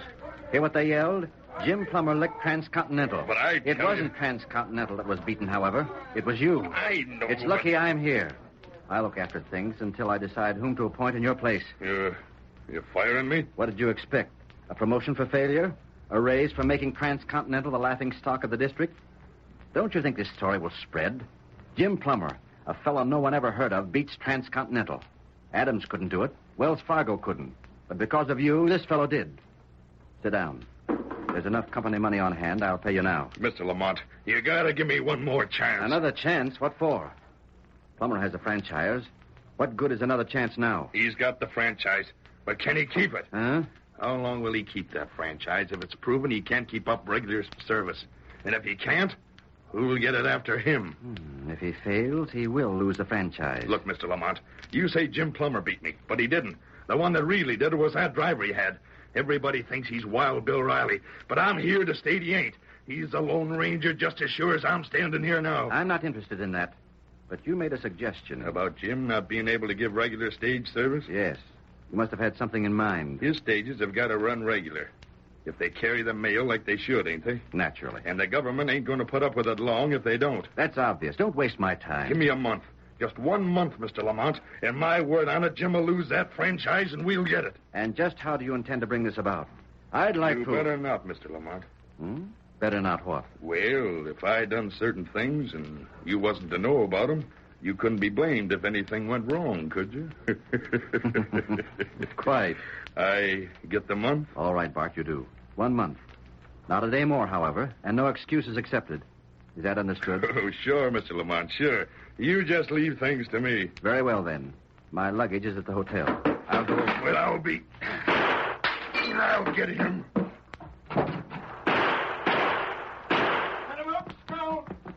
Bless you, next time I'll get you. Kruger, have you gone crazy? That blasted redskin. You don't know what you're... He was at the window. Every place I go, he follows. I can't make a move but what he knows about it.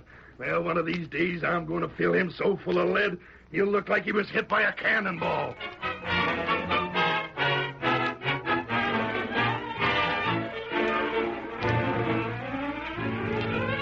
With the franchise to carry the mail between Gold Flats and Cooperstown now his, Jim Plummer immediately expanded his crew and daily sent stages in each direction over the route. A week went by and all was peaceful. And then, in swift succession but at widely separated spots, tragedy struck swiftly. Get along there! Get up, Bess! Get along, Swat! We'll be inside of the station in just 5 minutes, Jeff. Watch out! Injuns! Get up! Get up! Oh, Pete! You dropped the range. Pete, what's wrong? Hey, ask me, Pete. We're going over the side! Oh!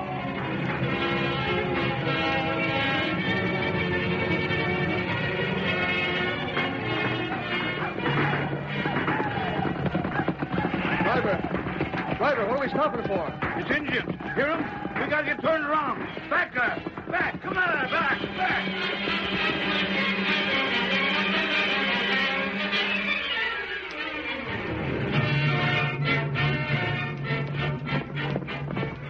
Whoa, boy. Whoa there. The Indians got the westbound stage just outside Bayou Springs. Killed the driver, the messenger, and all 3 passengers. Stand aside, Jim Plummer's got to know. Get up there. Get up there.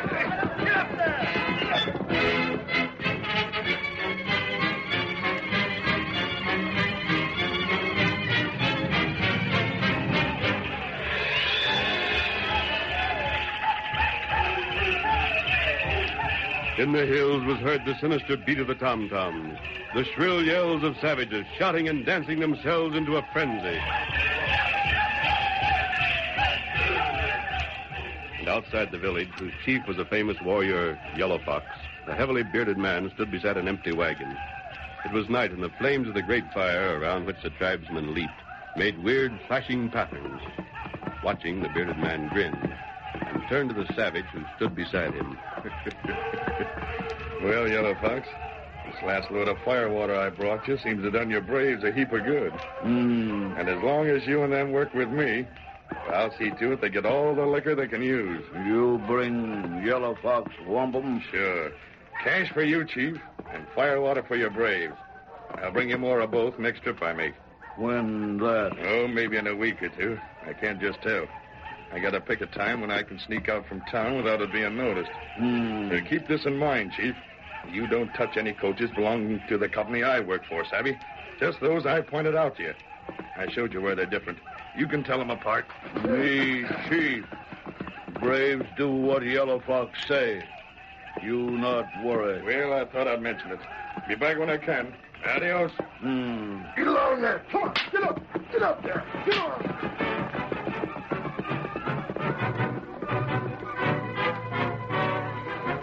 The following night, deep in the forest that stretched for miles north of Cooperstown, a masked man drew his powerful white stallion to a stop beside a carefully shielded campfire. Whoa, Silver. Whoa, fellas. Kemosabe. Tonto, he's glad to see you. I got your message. I found Silver where you'd left him and rode here at once. Black Bart, make trouble. That's plain enough. Only Jim Plummer's coaches are being attacked. That means they're following someone's orders. And Black Bart is the only one who would give such orders. That's right. Tonto will have to separate again. What do? I'm going to continue the part I've been playing. I'm going into Cooperstown as Wild Bill Riley. Oh, you not do that. What? Him think you Lone Ranger. Maybe him get you. Which is a risk I'll have to take. I've already sent word to Jim Plummer by Happy that I'll be in town. I'm keeping my word. And why you go there? Because that's where Black Bart is. As Bill Riley, I can do as I please without question. Mask, I'd be handicapped. We'll keep this camp as a meeting place. While I'm in town, I want you to investigate for yourself. Find Yellow Fox. We know he's getting liquor. Learn where he's getting it and how. And Tonto do that. If you can find out when they plan to attack, get word to me. If these attacks aren't stopped, it means not only that the government will have to withdraw the franchise granted Jim, but troops will be sent here. And troops could easily cause the general uprising. All right, Tonto, get your materials. Tonto, get them. Make me into Wild Bill Riley again, exchange mounts, and then I ride.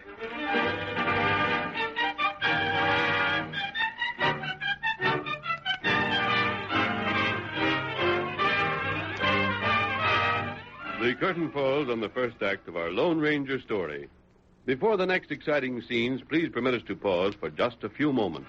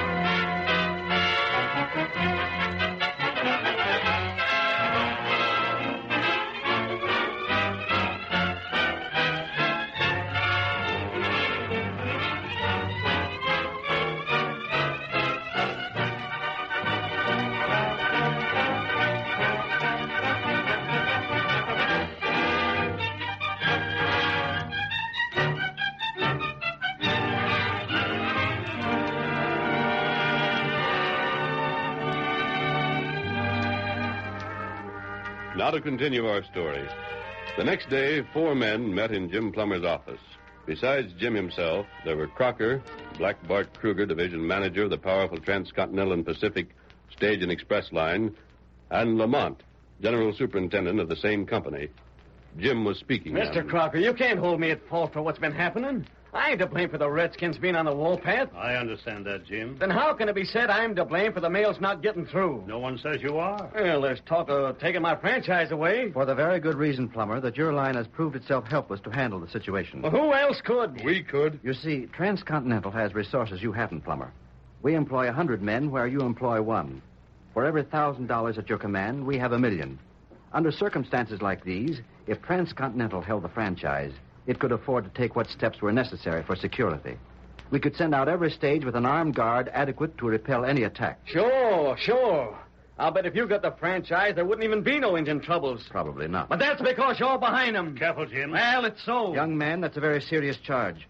Would you like an opportunity to prove it in court? If it ain't so, then why is it only my stages are touched? Why don't them Redskins get after yours, too? That shouldn't be hard to figure out. That's what I'm saying. Likely your driver's done something to get the Redskins mad. Maybe they thought it'd be sport to shoot at him. Maybe it was something else. I don't know what it was.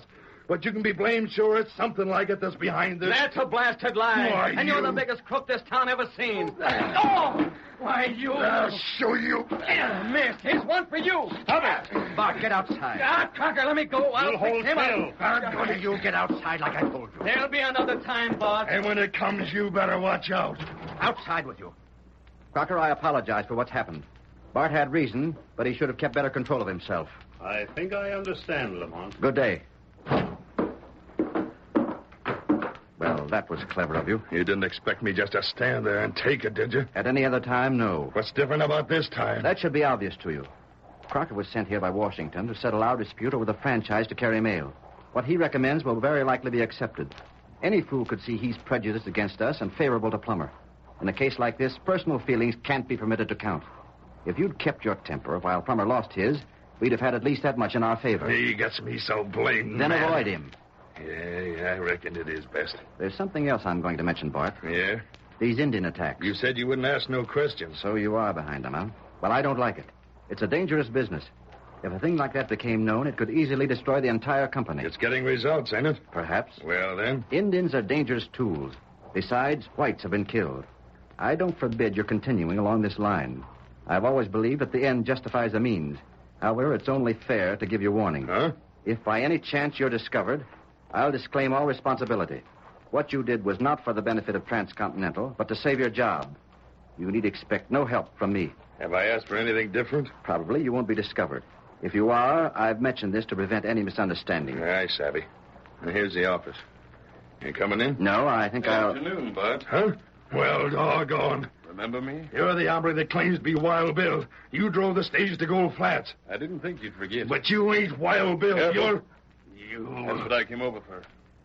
I knew we'd meet while I was in town. I thought maybe it'd be best if we had a little talk at the first. If you still claim... I claim nothing, but these do. Look here. Oh, I'm not firing them.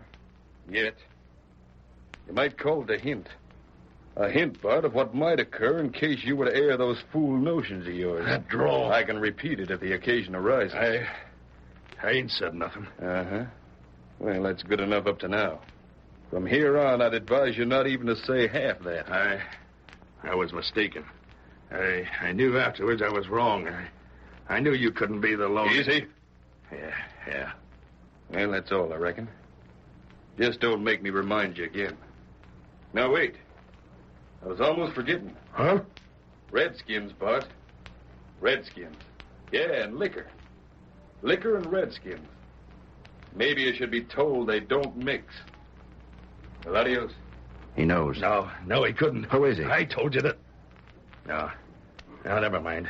He ain't nobody important. Well, if you'll excuse me, Mr. Lamont, I'll see you later. I got work to do.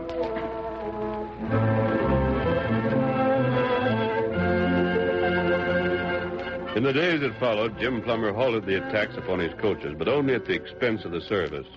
Coaches now covered the trail, but once a week the extra drivers were needed to guard the trail. In the meantime, Black Bart Kruger, becoming impatient, secretly sent a message to a Confederate, and sometime later met him at the entrance to an isolated canyon and... Slim? Who do you think it'd be? Whoa, whoa there. Whoa. Got all I asked for, huh? Sure. There they are, a dozen gallon jugs. Guaranteed to be the rawest and cheapest liquor ever to eat the lining from a redskin's stomach. Have any trouble getting it? Shucks, no. Told you I didn't buy it in town. Folks might start noticing, then asking questions.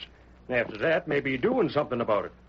Nope, I get it off that old feller's got the place up Boxwood Creek. Mix it himself. Don't care what you done with it. It's just so he's paid, and likely wouldn't care even if he was told. He's got plenty? Oh, sure. Why? You're going back and get this much again. Anytime you send me word. I mean now. Yeah, but why? Yellow Fox needs some stirring up. He's just like all the Injuns I ever seen. Won't start nothing when it looks like he might have a real fight on his hands. You mean he's hanging back on account of the guards Jim's been sending with his coaches? Just so. Well, if he don't cotton to lead, how do you figure to make him change his notion? By getting him and his braves so full of this poison, they tackle the army. There's one won't need much more. Huh?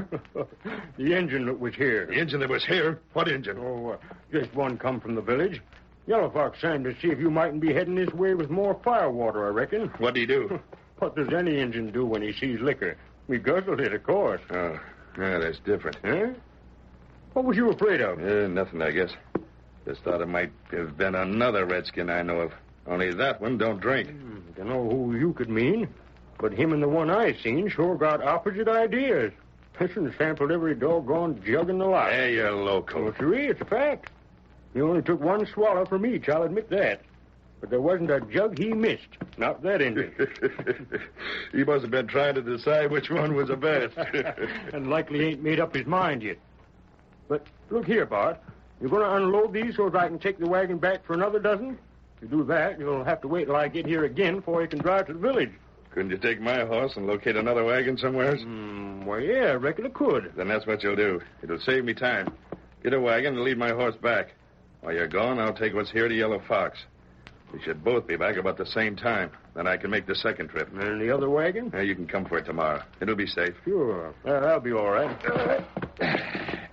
And get going. Don't waste time. I'll see you here as soon as I can make it. Get up there. Get up. Get along there. Get along, blast you. Get up. Get up there. Get along.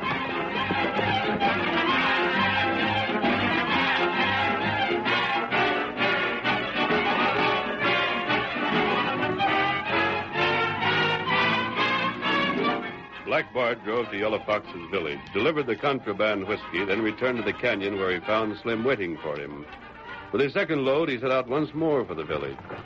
But he had completed scarcely half the journey when, from behind a cluster of trees, an Indian mounted upon a powerful white horse rode out to block his path. Get him up, Silver! What in? You stop! Whoa back. Whoa. Tonto. Me, Tonto. Get out of my way. You turn back. Why, you... You not go village. Who said I was going to the village? What do you know about it? Just get out of my way. Me warn you. To blazes with your warnings, You go village, Yellow Fox kill you. Huh? Him heap mad. Injun drink liquor, get sick. Him kill you. What kind of a fool story is that you're handing me? Tonto tell truth. Aye. That horse. That ain't the horse you've been riding. When I seen you before, you was riding the paint. I got it. That hombre in town is the Lone Ranger. Now I know where I seen that paint he's got. It belonged to you, and you switched horses, and that critter there is Silver. You not got... Off me, Woody. I always figured he was the Lone Ranger disguised, but I wasn't sure enough to call for a showdown. Wait till I get back to town. I'm going to be the first man ever to see the Lone Ranger's real face. You go town now. That can keep till I see Yellow Fox. Surprised you, huh? Didn't figure I'd admit I was going there. Well, Injun, just try to go into Cooperstown and tell them what I said. You're a redskin, and after the killings there's been, they string you up before you could open your mouth. So now you know the truth and can't do a blame thing about it. You turn back. Get aside like I told you before. Oh, you heap big fool. I'm not fool enough to do anything suggested by you or your pard. Now stand aside. You not shoot. I ain't attracting attention if I can help it. But, Injun, you get that horse out of my way or I'll drill you no matter what. You not... Do like I say. You make mistake. Get him up, Silver. Get him up. Don't tell your pard your trick didn't work. But stay clear of me.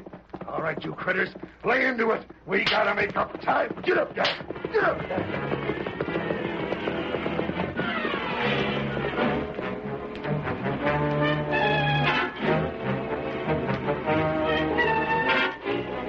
Tonto rode directly to the camp selected by the Lone Ranger as a meeting place. His white friend was there, and Tonto recounted what had happened. When he had finished, the Lone Ranger mounted Silver, then... Tonto, we've got to stop him. Maybe it's too late now. You told him what Yellow Fox would do? But you didn't tell him you'd poisoned that liquor. Not have chance. Him shoot. Yellow Fox will believe Bart is responsible. Did you put enough poison in those jugs to kill? Me not do that. Make him heap sick, though. Well, one thing is true. What that? He refused to believe you when you told him the truth. He forced you out of his path. If he dies, Tonto will be by his own hands. Come on, Silver! Silver! Hurry, old fellow! Hurry!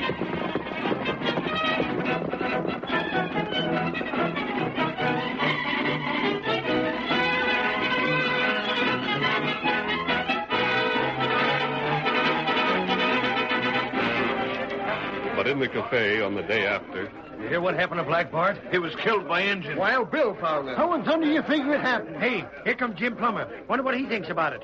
Hi, Jim. Howdy, fellas. Hello there, Fred. Howdy, Clem. Anybody seen Mr. Lamont? Is he around here anyplace? There he is. Over at that table with Mr. Crocker. Oh, thanks, fellas. Hello, Mr. Crocker. Oh, hello, Jim. How do you do? Mr. Lamont. Yes? Bill just told me about him finding Bart. Oh. Well, I thought it was only right to tell you I was sorry. Sorry? I mean, you know what I've said about Bart being behind them engines and the raiding it done. Of course, I see now how wrong I was. You've changed your mind, eh? Well, there's some things that need explaining. Things I ain't got figured out yet, but at least a ways there's one thing plain. And that? If it had been Bart taking liquor to the Indians, they wouldn't have killed him, would they? That stands to reason. Oh, yes. Yes, of course. At any rate, Jim, whatever the truth, Black Bart's dead. I think we'll leave it at that.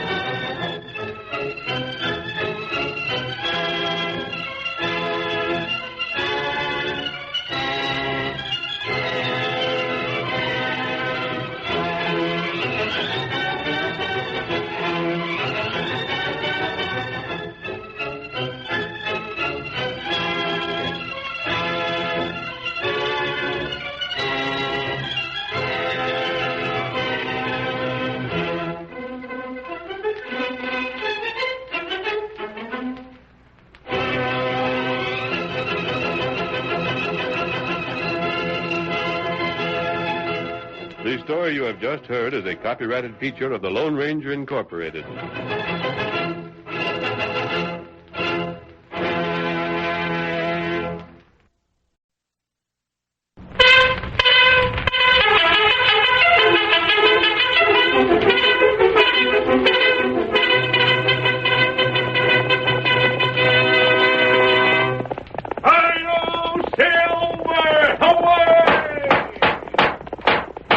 Fiery horse with the speed of light, a cloud of dust, and a hearty hi-yo Silver, the Lone Ranger.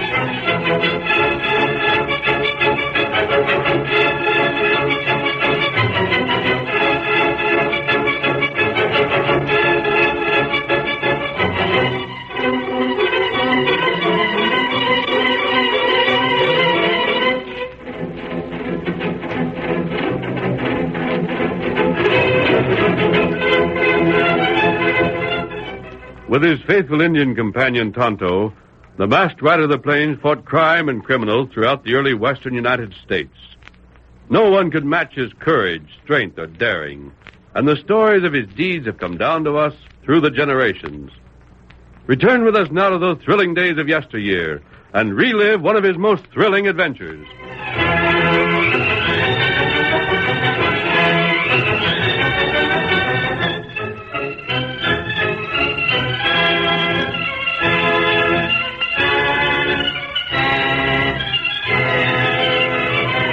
The Lone Ranger, disguised as Wild Bill Riley, famous stage driver, had helped Jim Plummer win the franchise for his small stage line in the face of the opposition provided by the powerful Transcontinental Stage and Express Company. Plummer's courageous fight against the older company had won for him the respect of the entire district. Jim's mother, Ma Plummer, as she was known to everyone, was ordinarily generous and warm-hearted. But diplomacy and an even temper were not among her virtues. So when Jim noted a laughing, yelling, and hooting crowd in the vicinity of the bank, he was not surprised to find his mother both the cause and the star performer. That's it, Ma. Give it to him. Lamb-basting good. Yippee! Sure fetched him a work that time. Oh, golly. Funniest sight I ever seen. Look at Banker Dowd. He's scared to death of her. Don't stop it. Oh, hey, cut it out. Oh, no. Take that. There's another. Quit trying to crawl away. How can I hit you if you're still standing still? What's going on here? Ma, what in tuck you up to? Stand aside. Let me through here. Ma, you give me that broom right now. Oh, Jim, make a stop. I couldn't help it. It wasn't my fault. Get out of my way, son. Now, Ma, you... Son, I chased this thieving old galoot clear from the house to here, and I just now catched up to him. And you stand aside till I finish. Take that, you silly thing. Give me that. Let go. Gosh almighty, the broom you got yesterday, and look at it. Near worn to a frazzle. Please let me whack him just once more. Just once. You've done enough. The Dowd, what in thunder did you do to stop this? Oh, don't let it get at me again. She won't. What's been happening? Hey, we better step inside the bank. There's too many folks around. Gee, Ma, don't you ever think of what folks will say? Folks? Folks? Oh, land sakes, I never even noticed them. I thought we was all alone. Come on, inside, both of you. Now then, I want to get to the bottom of this. Ain't so. I ain't said nothing yet. Ain't true anyhow. Now, wait a minute, Ma. Son, he's a double-crossing old Shylock. He promised faithful he wouldn't try to collect on that note he holds until your stage line had a chance to get to earning. And then just now he had the infernal gumption to say he was going to collect. But you don't understand. Mr. Dowd, is that the truth, what Ma said? Yes, but... Mr. Dowd, you did promise. Right in front of other folks, you said you knew I was going to make money and you weren't in no hurry. And you was willing to wait any reasonable length of time. Please, won't you let me explain? You can't explain away fact. But I don't hold that note. It belongs to the bank. What's the difference? You and the bank are one and the same, ain't you? Oh, that's just what I'm trying to tell you. If you'll only let me get a word in edgewise. We ain't. The bank ain't mine anymore. What's that? You're sold out? I just work here now. Well, who'd you sell to then? Let me talk to him. He ain't likely to insist on payment when I show him where he won't have to wait long. Shucks. That note would have been paid before if it hadn't been for the engine troubles we had. But they're all over now. I know. Why, I got Transcontinental as good as licked to a frazzle. Just tell me where this feller is. He's coming now. Just outside. Great day. Lamont. That's Transcontinental's General Superintendent. Yes, Mrs. Plummer. Mr. Dowd, you've done just the one thing that could have beaten me. And I'll bet he done it a purpose. No, I wish I'd left the broom to home and took after him with a poker. And now, Mrs. Plummer, don't you do nothing hasty. Don't you hit me again. Well, Dowd, what's this? Oh, she was Hello, going Jim. Good morning, ma'am. Don't you good morning me. No, don't. I think I understand. Dowd's spoken to you concerning that note held by the bank, eh? Well, I won't waste my time asking you to hold that note longer. Very sensible of you. I haven't bought the bank, of course, but it has been bought by the company I represent. Naturally, as anxious as we are to obtain the franchise you hold to carry mail between here and Gold Flats, we'd scarcely give financial backing to a competitor. You wouldn't give your own folks victuals if you could make a profit selling them elsewhere. No, don't, Ma. Ain't no use speaking our minds and making things worse. If I've a mind to speak my mind, your mind and won't stop me. Your son is sensible, Mrs. Plummer. He's a businessman, and he understands that in business anything's fair. Like the crooked stunts Black Bart used to try, I suppose. Bart wasn't particularly intelligent. I've found that a clever man can stay within the law and still get results. Of course, you know I haven't the cash to pay you. Oh, yes, I looked into all that before I suggested the Transcontinental buy the bank. No doubt you'll attempt to raise the money elsewhere, but if you'll accept a word of advice, you'll save yourself the trouble. I think you'll find none of the private banks in this district will care to accommodate you. Because your outfit's warned them not to. Naturally. Well, I'll have to sell my stage line to pay. With Transcontinental, the only possible purchaser. And I bet you won't offer a thin dime over what the note calls for. We'd be foolish to pay more than necessary. But my equipment, together with that franchise, is worth 20 times more than I owe. Then you should congratulate me. For what? For picking up an excellent bargain. Come on, Mo. Let's get out of here. No use staying. There's a feller I want to see. Be sensible, Jim. Don't try to fight us. Come to terms and save what you can. Not till I talk to the fella that's helped us out before. Who? A gent that's just as smart as you are, you high-binding slicker. Wild Bill Riley.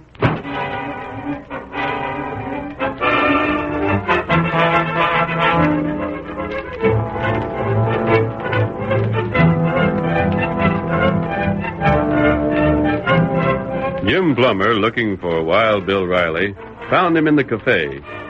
As he explained his predicament, he never suspected that the man he appealed to was the famous Lone Ranger. While Jim finished his story, the Lone Ranger led the way outside and... You see the spot I'm in, Bill? What in blazes can I do? Kind of looks like he's got you this time. Yeah, I reckon I was foolish thinking you could see some way out. Well, you already done so much for me, Bill. I guess I get the feeling you could fix most anything. So he's just the same as told you won't be able to borrow cash from anybody, eh? Who'd have the nerve to loan me $5,000 when Transcontinental tells them not to? Nobody I've heard of. Transcontinental's got plenty of cash. Yeah, that's the trouble. They got it to burn. Well, that's not what I mean.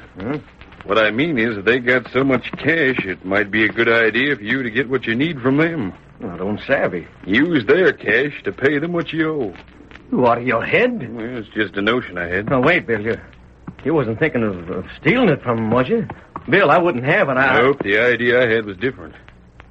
You've been a real friend to me, Bill. It ain't just that I couldn't use stolen cash. Well, you're too good a friend for me to let you do anything that'd get you on the wrong side of the law. Suppose you go back inside, Jim. And let me worry about this. Where are you going? Not far and not for long. You hear me? Quit worrying and join your friends in there and put this out of your head. I've got a notion all this is going to turn out all right. Well, I don't leave till I see you do like you say. Sure, Bill, but remember, you take care of yourself. Sure thing. All right, Scout. Get up. Get up. How long, Bill?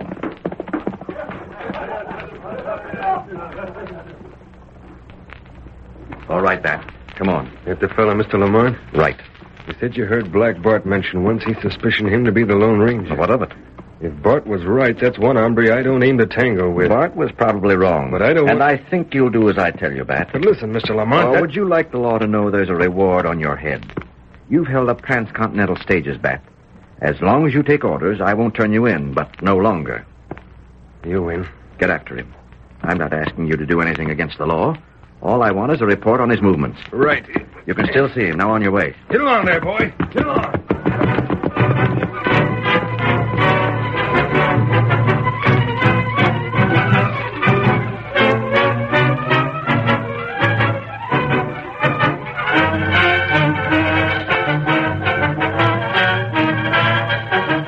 The Lone Ranger headed north out of Cooperstown, leaving the trail to enter a forest that stretched for miles until it climbed the slopes of the distant hills.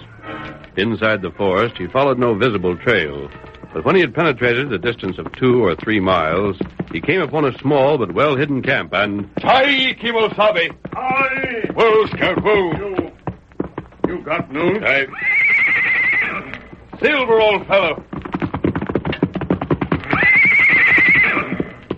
Great to see you again, old boy.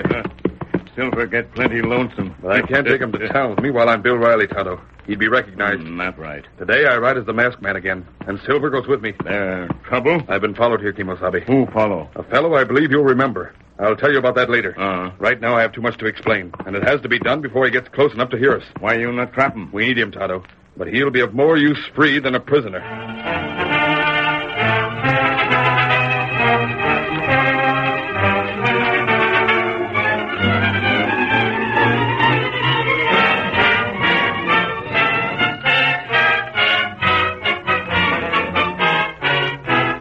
3 hours later, Bat, whipping and spurring his mount, raced down the main street of Cooperstown, never slowing his pace until he reached the offices of the Transcontinental Stage and Express Company. Whoa! Whoa, blast you! Whoa!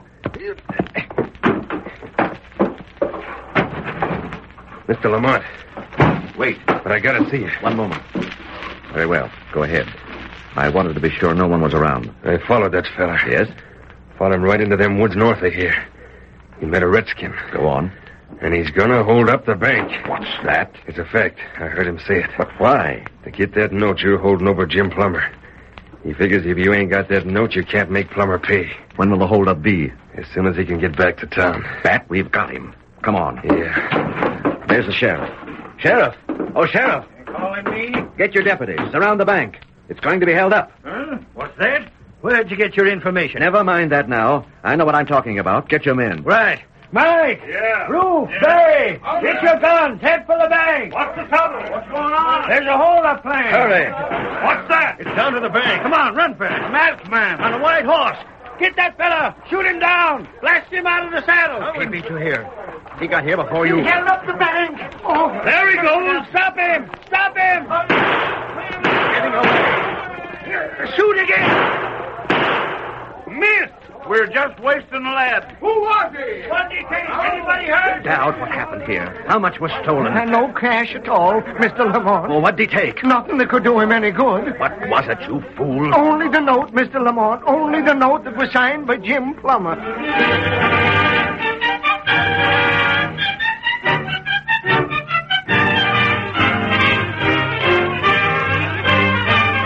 The curtain falls on the first act of our Lone Ranger story. Before the next exciting scenes, please permit us to pause for just a few moments.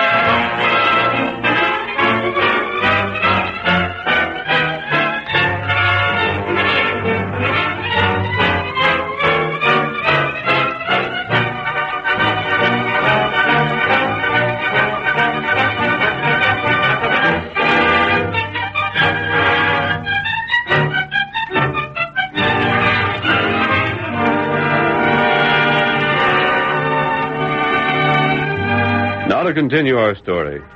After the escape of the masked man from Dowd's bank, Lamont verified the banker's statement that only the note for the money Jim Plummer had borrowed was missing. It's gone, all right. See, Sheriff? It was kept in this cash box. The box is empty, sure enough. Dowd, you positive that's all you took? Did you keep nothing else in this box? I don't know. Don't know? I took care of the matter myself, Sheriff. That note was important to Transcontinental. I couldn't trust it to anyone else. Yeah, I see. Only the note was taken. And it being gone means you ain't got no evidence that Jim Plummer owes you cash. And without that evidence, you can't proceed against him. That the fact? Yes. To put it another way, ain't nobody gains by this but Jim. But 'twasn't Jim held me up, Sheriff. I'd have knowed him if he had. Well, as a matter of fact, Jim was home with his ma. I can swear to that on my own account. I just been down that way before I met up with Mr. Lamont here. I'm not accusing Jim. However, if you wish a suspect... Yeah? Suppose you look for that friend of his, Wild Bill Riley, or whatever the fellow's called. I believe it'd be interesting to know whether he could be found or not. Uh-huh. That's a thought. Reckon I'll look into that. By the way... Yes? That fellow was with you when he yelled to me, Mr. Lamont. Didn't you say his name was Bat? Bat Clemens. Why? Oh, it seems somehow familiar, like I ought to know him. That's all. Bat Clemens. Nope, the name ain't any I've heard of before. If you don't mind, I think we're wasting time. Get after Bill Riley, Sheriff. I'll wager you'll find he's not in town. Won't take long to find out. Carry on, Dowd. I'll drop in later. I hope you're not blaming me for this, Mr. Lamont. It wasn't your fault. Come along, Sheriff. I reckon I'll look into the cafe first. You have men on the trail? I sent each one of my deputies out with a posse. Don't know if they'll stand much chance catching up to that horse the crook was riding, though. Excuse me, Sheriff. I want a word with Bat. I'll drop into your office later to hear what you've discovered. Sure, any time. Bat. What's up? Why ain't you told the sheriff about that hombre's camp and where to look for him? You ain't said nothing about who you figure he is? I can't. Huh? Bat, I put those reward notices with a note. They were taken, too. Them notices it was put out for me? Exactly. Oh, golly. If I told the sheriff where to look and he caught that masked fella, he'd not only find Plummer's note, but those notices as well. You'd go to jail, Bat, and they'd ask me why I was protecting a man wanted by the company I work for. Something that wouldn't be easy to explain. Well, that'll be doggone. You know who stole that note, you know where to look for him, and yet you don't dare tell the law about it. Just so. I couldn't even suggest that Wild Bill and the Lone Ranger were the same. I understand how people reason.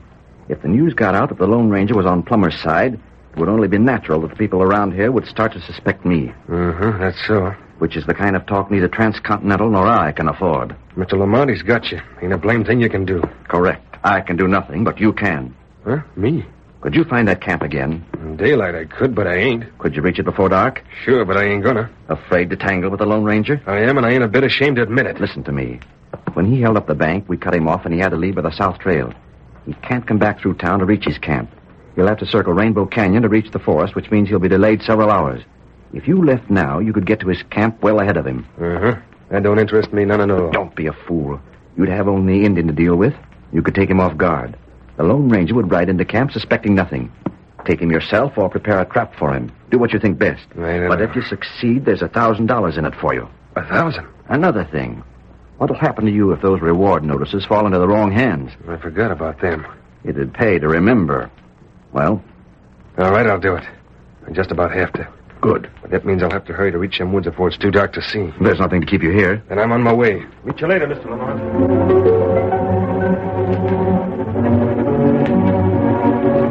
Several hours later, deep in the forest, Tonto awaited the return of his masked friend. The faithful Indian had built a small fire and was crouched beside it. Suddenly, his keen ears caught the sound of stealthy movements in the underbrush behind him. He whirled and leaped to his feet. Who there? Ice them. What you want? Keep reaching. Conversation ain't called for. And don't make no sudden moves. Maybe I might figure you wasn't friendly and let you have it. Oh, what you want? Hold still while I see if you're armed. Nothing but this knife, huh? All right, you can drop your hands now. But if you get notions, remember I can pull this trigger faster than you can move to get me. You can't? No, you don't. Keep your distance, Injun. Let's see. And that's the best place, I reckon.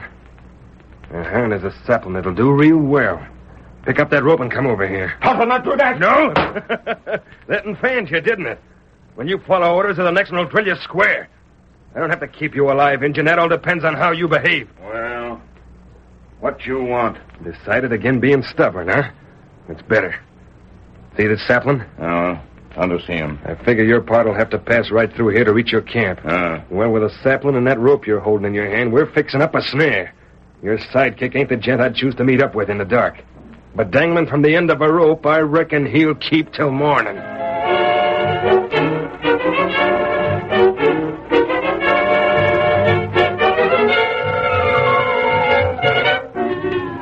Bat watched grinning while Tonto obeyed his directions and constructed the snare. Dusk swiftly deepened to night as Tonto worked. The trap completed, he was forced to saddle Scout. He put out the glowing embers of the campfire with earth. Then Bat's gun covered him while he mounted. His captor followed suit and... Now, Injun, listen close. I wouldn't want you to misunderstand and maybe get hurt by it, savvy? You're leading the way out of here. It's powerful dark, but still there's light enough from the moon to aim by if you make a break for it. And don't think because you're leading the way that you can lose me in these woods. We're leaving the grub you got here behind. So either you find the way out first, or go hungry till you do. Me, savvy. And stay just ahead of me. Get going. Get him up, Scout. Come on, fella.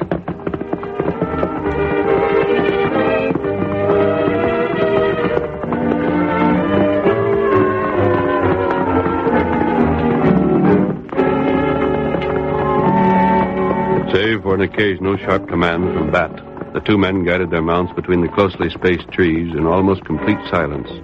Only the moon, its light filtering through leafy branches, provided illumination. Bat grew slowly uneasy as time passed and they failed to reach open country.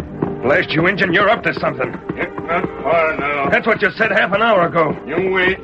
You see. Look here. Hey, what are you leaning over for? What's up? Oh, stop. Oh. Cut the rope. Nick, you. Me take gun. My neck's most broke. Are you not hurt? What happened? Why, blast you? No, you stand still. Me got gun now. You fooled me. You tricked me after all. You sneaking redskin. You went in a circle. You brought me right back here to your camp. That's why you stooped over. You died so I'd get caught in that snare.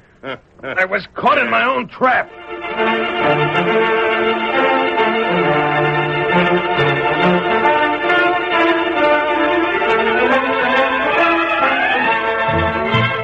Several hours later that same night. What the sheriff wants you for, Jim? It was about my note that was stole from the bank today. He seemed to think Wild Bill might have had something to do with it. Bill ain't no thief. Oh, of course he ain't, Ma. Only What the? Heavens to Betsy. Mask! Don't slap leather. What in thunder did you... Examine these and you'll understand. Adios. Ma, who in thunder could that have been? Silver! You hear that? Silver? Why, Silver's the name of the horse the Lone Ranger rides. It was said by some the hombre held up the bank called his horse Silver. There, you see, I told you Wild Bill wouldn't steal. But the masked man don't either. I wonder what he wanted. Well, if you had sense, you'd look at them papers he left there and see. Oh, yeah. I was so excited. And still are. What do they say? Reward notices. Huh? And a map with writing on it. Well, I'll be switched. Hey, you ain't told me what... Now, I left them there. Read them for yourself. I ain't the time to explain. I got a ride.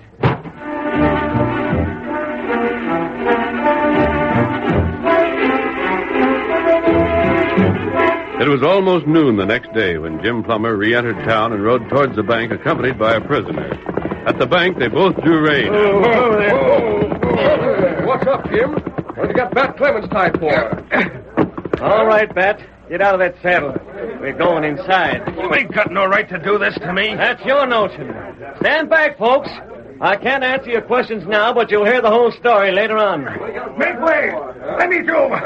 Go there, Jim. What are you doing? Follow inside the bank, Sheriff, and you'll find out. Bat, get in there. What's the meaning of this? Plummer, why are you holding a gun on this man? Mr. Lamont, I'll tell you what... Shut up. I'll do the talking here. Sheriff, look at these. Reward notices for Bart McCabe. Reward notices put out by Transcontinental and Pacific and signed by Mr. Lamont as General Superintendent. Well, I'll be... Bat McCabe. That's why there was something familiar about this hombre. Lamont, why did you tell everybody his name was Clemens? I didn't recognize him. I thought he was... You signed the notices? At my office in the East. I've signed dozens of them. I can't be expected to Blast remember... you, Lamont, you're selling me out. Sheriff, I'll tell you the truth of it. Lamont brought me here to do as he ordered by threatening to turn me over to the law if I didn't. That's ridiculous. Sheriff, you certainly don't credit a statement like that. These are notices issued at different times. The reward was hiked up each time, too. And this in here says that your company will pay $6,000 for Bat's capture. That right? Of course. Hey, now that... Bat, you keep still. Lamont, you say you didn't bring Bat here, but you didn't know for sure who he was. And that's the truth. Well, maybe it is. It'd be a bit more convincing, though, if you was willing to pay these rewards. To me. I brought him in. Well, I owe you $5,000 and you owe me $6,000. Tear up that note and I'll call it square. I haven't the note. You know that. It was stolen. I'm willing to bet it wasn't. What's that? Wild Bill. I've heard talk it was a masked man held up the bank. Well, he wouldn't steal. How'd you get in here? Oh, I just came in quiet like. Thought I'd see what was going on before announcing myself. That's him. That's the Lone Ranger. He's just disguised. You fool, keep still. Him, the Lone Ranger? Wild Bill, the masked man? That's a good one. Bat, you're running off at the mouth something fierce. I've heard about the Lone Ranger. Why, him and Bill don't even talk a lot. But I'm telling That'll you... be enough out of you, Bat. Mister, if that note wasn't stolen, where is it? Well, if it wasn't stole, it'll have to still be there, won't it? You looked in the cash box and didn't find it? Well, look around some other places. I'm willing to bet the Lone Ranger just hid it somewheres to make it look like it was stole. By heavens, if he did, there's just one place he could have put it.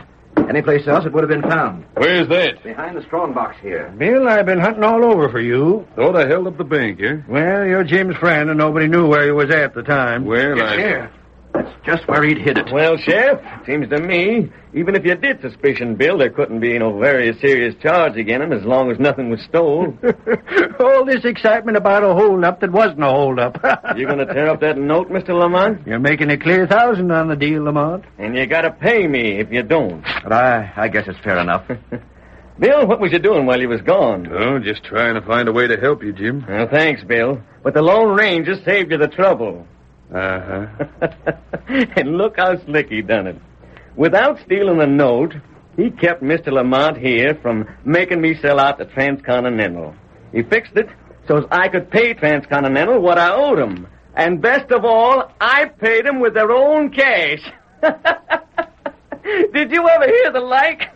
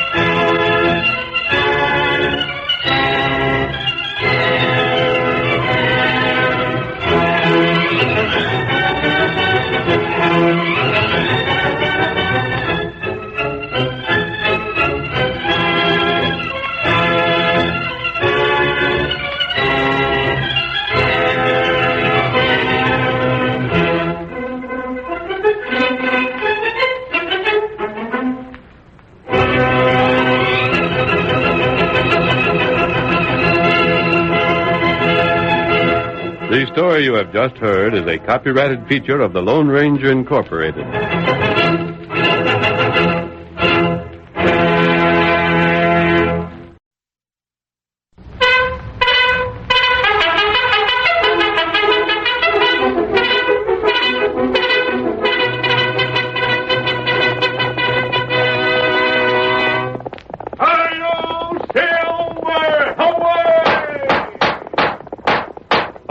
Horse with the speed of light, a cloud of dust, and a hearty hi-yo silver, the Lone Ranger.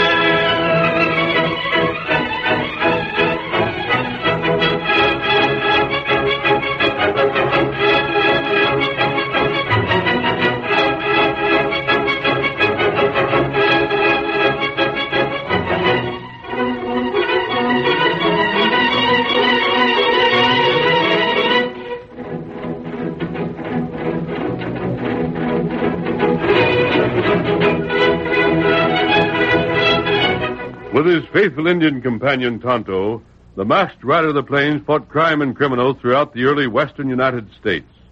No one could match his courage, strength, or daring, and the stories of his deeds have come down to us through the generations. Return with us now those thrilling days of yesteryear and relive one of his most thrilling adventures.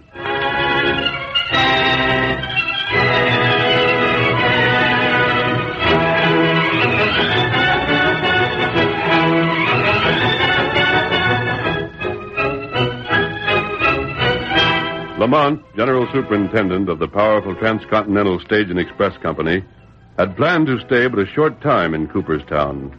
The death of the division manager at that point, however, combined with the unexpected success of the opposition provided by Jim Plummer, owner of a small rival stage line, had lengthened his visit. As our story opens, we see him walking toward the cafe. With him is Dowd, who had sold Transcontinental the bank he controlled. Lamont is speaking, and... Before I can act, Dowd, I've got to find out the real identity of this fellow who calls himself Wild Bill Riley.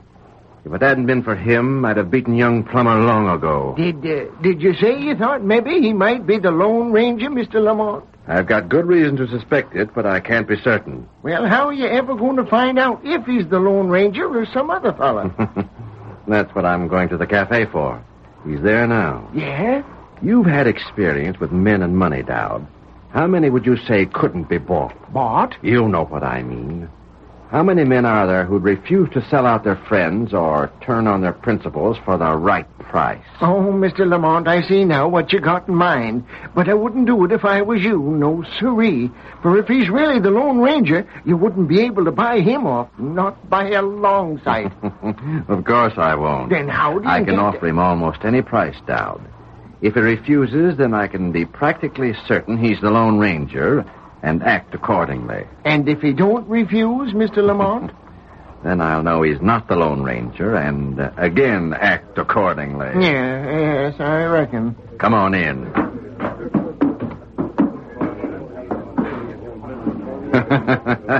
I'll soon know which way to act.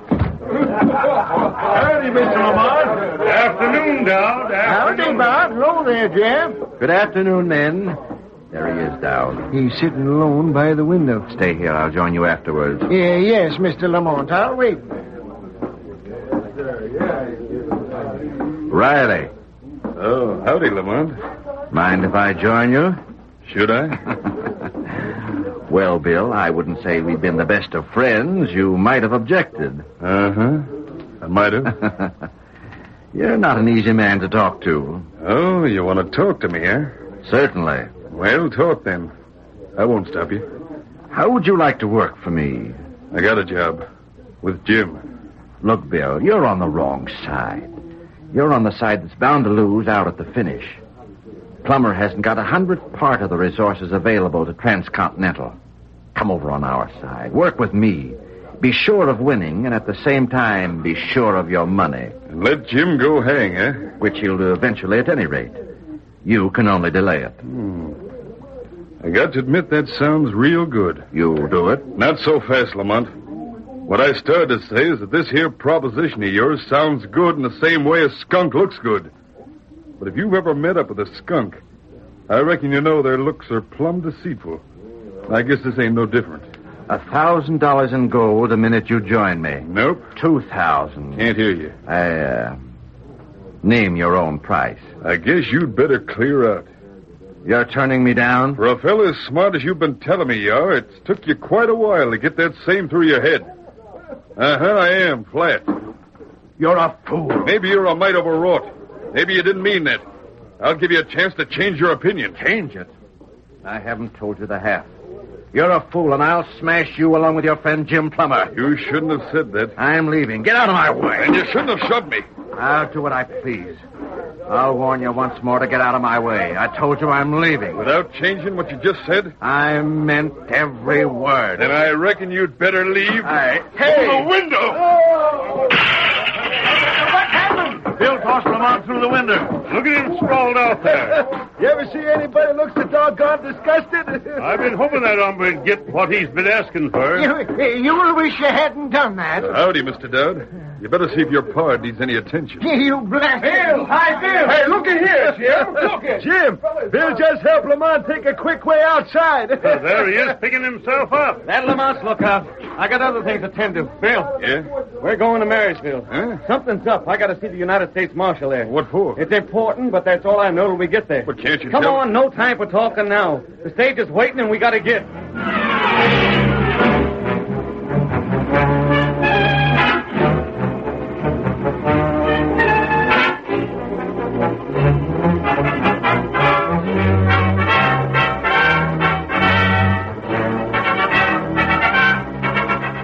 The journey by stage to Marysville consumed the better part of a week. When Jim Plummer and the Lone Ranger, whom Jim knew only as Wild Bill Riley, finally entered the office of the United States Marshal, they realized from the grave expression on his face that bad news awaited them. Matt, this here's my friend, Bill Riley. Howdy. Bill Riley, huh? I've heard of you. Sit down, fellas. Thanks. Look, Matt, I got your message. What's up? Plenty. Yeah? Word ain't got out about it yet. And I don't know but what I'm exceeding my authority by telling you ahead of time. But I worked for your pa once, young fella, and I think you ought to know. Know what? Well, go ahead and tell me. Jim, when old Yellow Fox attacked your coaches, it stirred up plenty of trouble. It wasn't enough that the soldiers caught him. Everybody around raised a holler that something had to be done. Well, I don't savvy. Folks said as long as the Indians were close by, nobody'd be safe. But, So they wrote clear to Washington to the commissioners for Indian Affairs. And now Major Rhodes tells me it's been decided them Indians will have to put on a reservation. They'll be moved back into the Sandy Buttes country. How does that affect Jim here? Well, they've got to have water. Yeah, but And the only way they can get it is by turning Big Fork River back into its old channel. Back into... Oh, Matt, they can't do that to me. Well, I'm sorry, Jim, but they're gonna. They're gonna just as sure as I'm standing here. But they promised me... Son, think back, and you'll recollect there wasn't nothing promised. You asked for permission to divert the river. You got it because the water wasn't needed here in Marysville. And there weren't nobody in the Sandy Butte section to use it. But now it'll be different. Them redskins will be there. Besides, you agreed when the time come you'd turn the river back yourself. Sure. When I could afford to drill wells for my stations. I know, Jim. Just a second. Jim, I ain't sure I see what's wrong. Ain't all your stage stations got wells? From Cooperstown to Paiute Springs, yes. And from Marysville to Gold Flats.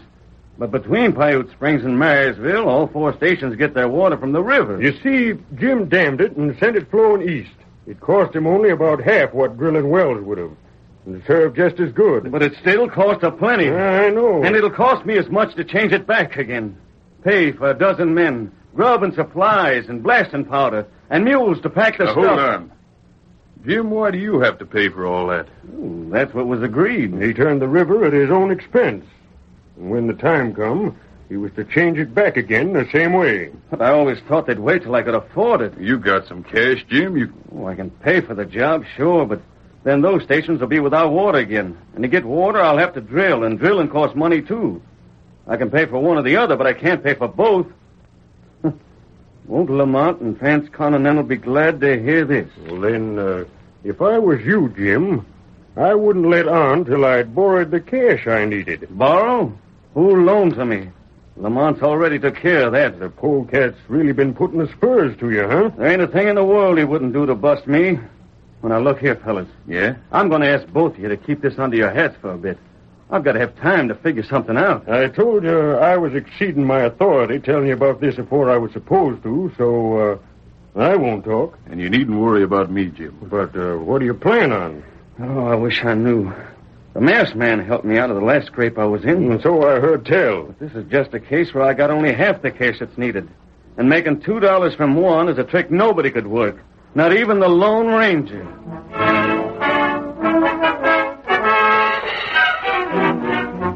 Almost another week passed, and then early one evening, the door to Lamont's hotel room opened without warning, and... Riley. Surprised to see me, Lamont? You... Don't reach for that gun. No, you don't. You killer. You're not hurt. You... Quiet. There's nothing wrong in here. No need to raise a fuss. Just go on about your business. Lamont and me aim to talk alone. Now, maybe we can talk business. You and I have no business together, Riley. Well, I figure we have. You made me a proposition some time ago, one afternoon, over at the cafe. And you refused it. What'd you think I'd do? In public? If you're up to some trick... That'll be for you to judge. Well, sit down. We'll talk standing. All right, we'll talk. Maybe I can use you. After what's happened, though, I'm not trusting you. Yeah, suit yourself. And you don't see one penny of my money until after you've proven yourself. Good enough. Now let's figure a way to prove I'm on your side.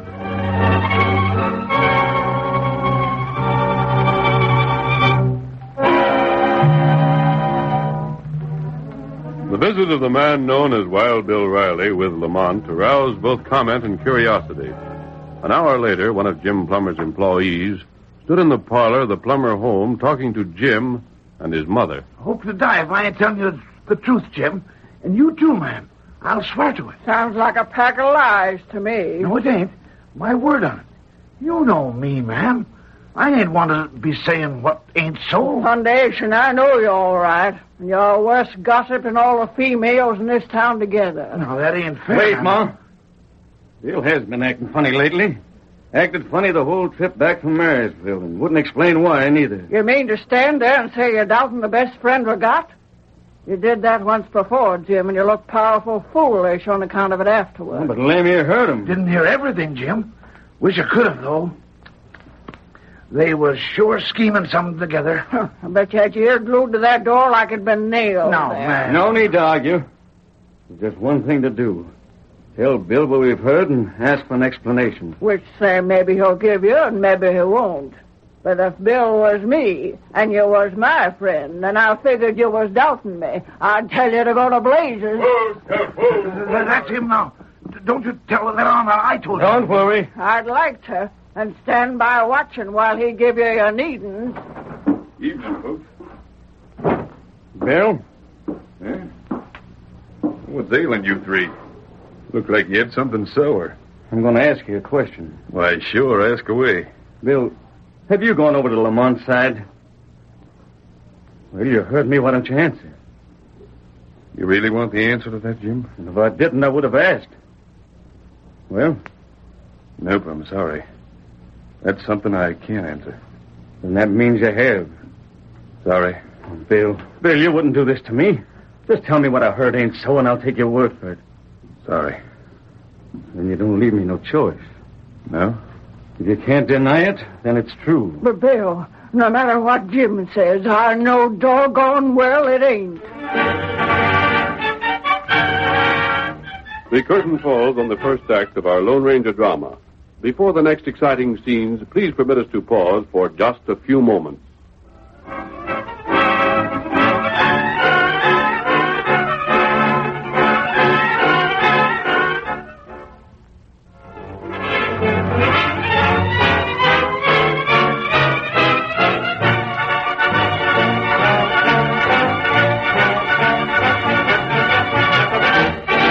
Now to continue our story.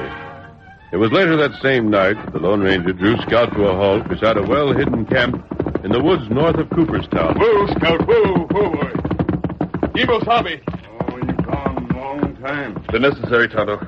I can still do more good playing the part of Wild Bill Riley than I could by resuming my mask. And the more often I ride here, the greater the possibility I'll be followed. It happened before when it served our purpose. The next time, we might not get off so well. That's right. There's no question but what Lamont suspects my identity. So far, he's been afraid to speak. What you do? Jim Plummer's in more trouble, Tonto. This time, it's not caused either by Lamont or Transcontinental. If they learned of it, they could turn it to their own advantage. That can't be permitted to happen. That's your job. What you want Tonto do? Listen carefully. As soon as I've finished, I'm returning to town. Right now, I'm trying to convince Lamont that I'm on his side. I doubt that he believes it, but he'll give me a chance to prove I am, and that's all I ask. You got plans? I have, and there's no time now to go into details. Just do this. I'll be leaving Cooperstown soon with a party of men. While I'm gone, keep an eye on Lamont. And report at once if you hear any rumors at all concerning the Big Fork River. Understand? Any rumors at all. Me savvy. I'll see you as soon as I can. Come on, Scout. Come on.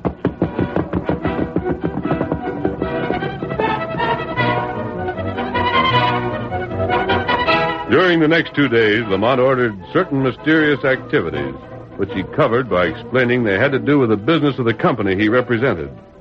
But early on the morning of the third day, a group of men quietly gathered outside town. One of these was the Lone Ranger, disguised as Wild Bill Riley. When Lamont and Dowd joined them, they dismounted to listen to Lamont's orders. Everything's set, boss. Very well. Bill. Yeah? Before you start out, I want certain things understood. Sure. In the first place, every man here is acquainted with your errand. They know the purpose of this expedition. They've been told, and I'm repeating it in front of all so there can't be a mistake. They've been told you're in command. If I wasn't, I wouldn't set out. But you're in command only so long as your commands further the purpose we've named. Any attempt to give orders contrary to that purpose will mean these men are no longer bound to obey you. I figured that was understood by all of us before. But I'm making it stronger.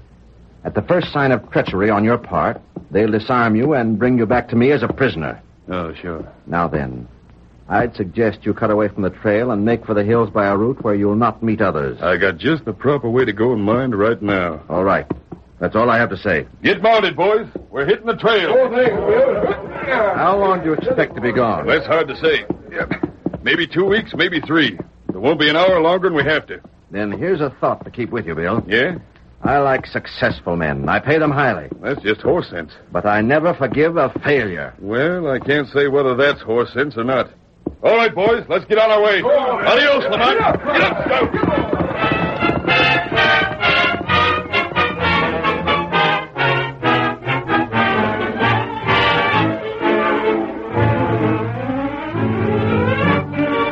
One week passed, then another, and still young Jim Plummer had found no answer to the problem that faced him. As our scene opens, he and his mother are at their evening meal. Jim, staring at the food upon his plate without interest, dropped his fork, pushed back his chair, and... Son. Oh, it ain't no use me pretending, Ma. I ain't got the appetite of an ailing sparrow. Now, Jim, that's no way to act. I just can't help it. What in blazes am I going to do? I've tried to borrow money, even knowing it couldn't be done. And it can't. Every bank in the territory that knows me well enough to loan it is scared of Transcontinental. They wouldn't give me the lend of a dime for $1 security. Ain't you done nothing at all but go traipsing around the banks? Oh, I've set men to digging wells for the stations between Paiute Springs and Marysville. How much will it cost you? Everything we've saved. There won't be a penny left over. I wonder if you ain't gone hunting for trouble. It won't never happen. What do you mean? Land's sake, son, you don't even know for certain sure yet that them redskins are going to be put on the reservation. And if they are, maybe it won't be over in the Sandy Butte section. And if it so be, they are moved there, and maybe something can be arranged where you won't have to foot the whole bill for changing the river back into the old channel. Sure, any one of a dozen things could come up to fix your trouble. Oh, I wish they could. I said they can. I'm sorry, Ma, but I know better. I've been keeping in touch with Matt. He gets his information straight from Major Rhodes, and Rhodes is a good friend of the engine commissioner. Everything's fixed except the official notification. I'm expecting that most any time. Well, it still ain't come yet. Oh, I wish... Huh? I wish I knew where to locate the Lone Ranger. He's on my side, or at least ways he was once. I bet he could think of something. I declare sometimes I think you don't deserve no help. But, Ma... The Lone Ranger, the masked man, and that white horse of his. To hear you tell it, you'd think there wasn't nobody in the whole wide world to compare with that masked hombre. But you know what he done before. Yeah, and I know what Wild Bill done, too. But Bill, he ain't good enough for you. He only got the mail franchise for you, and tricked Transcontinental in half a dozen different ways. Too doggone bad he don't wear a mask, too. Then maybe you'd have some appreciation for him. Now, how can you say that when you know Bill's been bought out by Lamont? Don't know anything of the kind. And if I did, I still wouldn't believe it. Then where's he been all this time while he knows the fix I'm in? Suppose you ask him when he gets back. And quit crying about your bad luck. Do like Bill does. Get out and fight. Answer that. Mm-hmm. Just a second. Matt, what brings you clear down here? I was sent here, Jim. And here? Evening, Matt. Oh, you look right tired and dusty. Step in and sit. Howdy, ma'am. Nope. You better hear what I got to say first. And maybe then I won't be so welcome. Spit it out. Well, it's all been decided. The Indians are being moved onto the reservation. Jim, I'm here representing the law, though I ain't got much stomach for the job. Go on. You got a week in which to begin work on the river. If you don't start by then... A week? If you don't start by then, the government will do the job. Assess you for the costs and take over your stage line till the claim is satisfied. Great day. All right, Matt. Tell him to take over my line. Tell him to bust me. Tell him I can go smash 1,000 times easier and I can raise the cash to pay them costs. Oh, well, that's that. You done your duty. Now, come on, have some grub.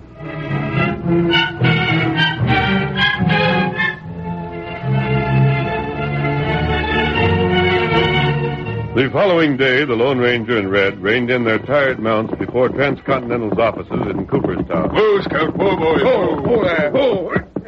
Hurry up. Lead on. boss.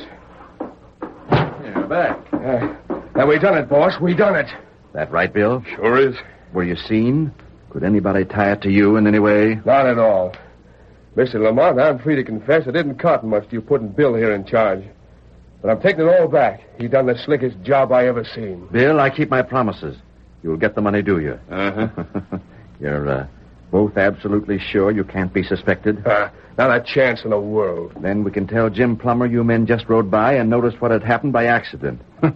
Come on. I want to see that fellow's face when he hears the news.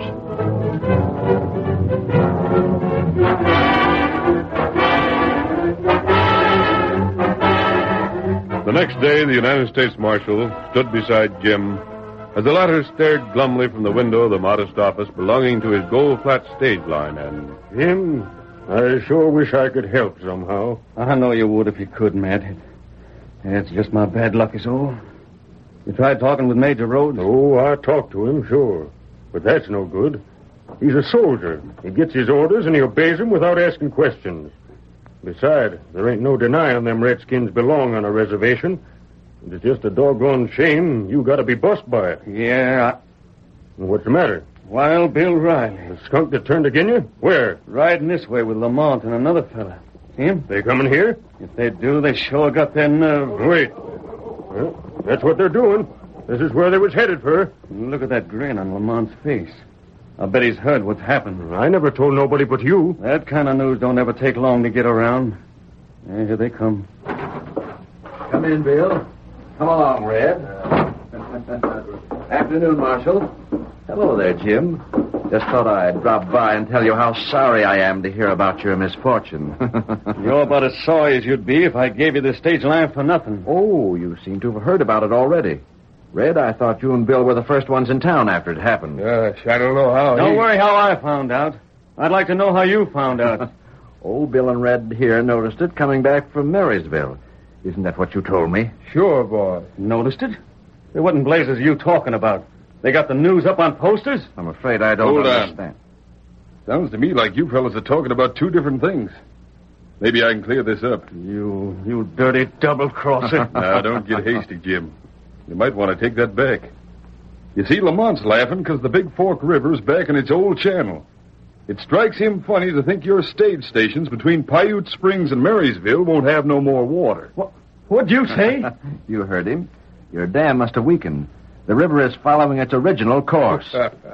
Tough luck, Jim. Mighty tough. Bill, what'd you have to do with this? Why, Jim, I'm the fellow Lamont hired to blast your dam and put the river back where it belongs. Bill! You can't prove that. You know what I told you. Marshal, he's lying. I'll bet $1 million he ain't. You can't hold me to blame. To blame? Why, Lamont, I'm thanking you. You done me a favor. What? He must be hit so hard he's going local. I don't know what but you two fellas don't savvy. The river had to be turned back. The government was going to do it and take over my stage line till the job was paid for. But you beat him to it and saved me from going smash. Bill, you tricked me after all. Yeah? And I'm going to check. Careful. Just hold on, Lamont. You're in a pretty bad spot. You claim you had nothing to do with turning back the river like you figured on first. And you can't accuse me of nothing either. What's more, you can't charge Jim for the expense you went to. Bill, I had you figured all wrong. Wait a second, Jim. Lamont, if you decide the other way, you decide to admit you're responsible for blowing up the dam, then you've done it without permission, with the intention of hurting Jim by it, and you'll be open to jailing. Now make up your mind. Which is it going to be? You're going to keep shut and swallow your medicine? Or talk too much and go to jail besides? Red, let's get out of here. You fellas think you've been mighty slick about this, but I'm not beaten yet. Bill, you clipped that hombre's wings so doggone close he's aching all over. Gosh, Bill, I know there ain't no use apologizing. No use and no need. We're friends, Jim. And the best of friends have their misunderstandings. We'll forget what's past and look out for what Lamont will be scheming in the future.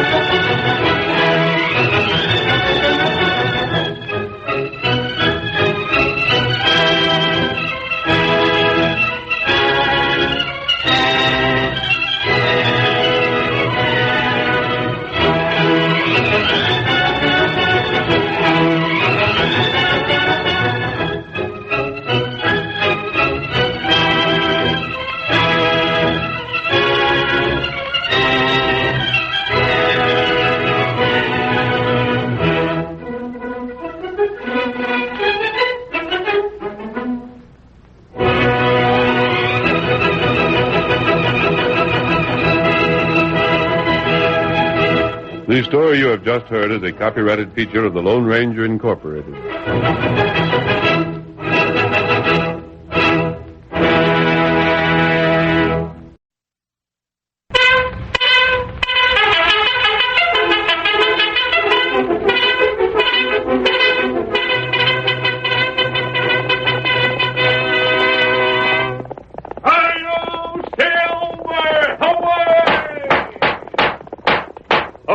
Horse with the speed of light, a cloud of dust, and a hearty hi-yo silver, the Lone Ranger.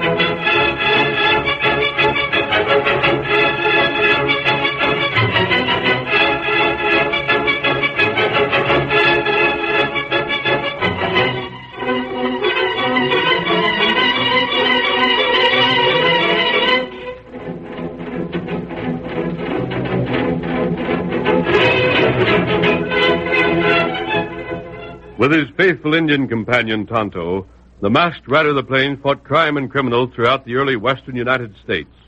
No one could match his courage, strength, or daring, and the stories of his deeds have come down to us through the generations. Return with us now to those thrilling days of yesteryear and relive one of his most thrilling adventures.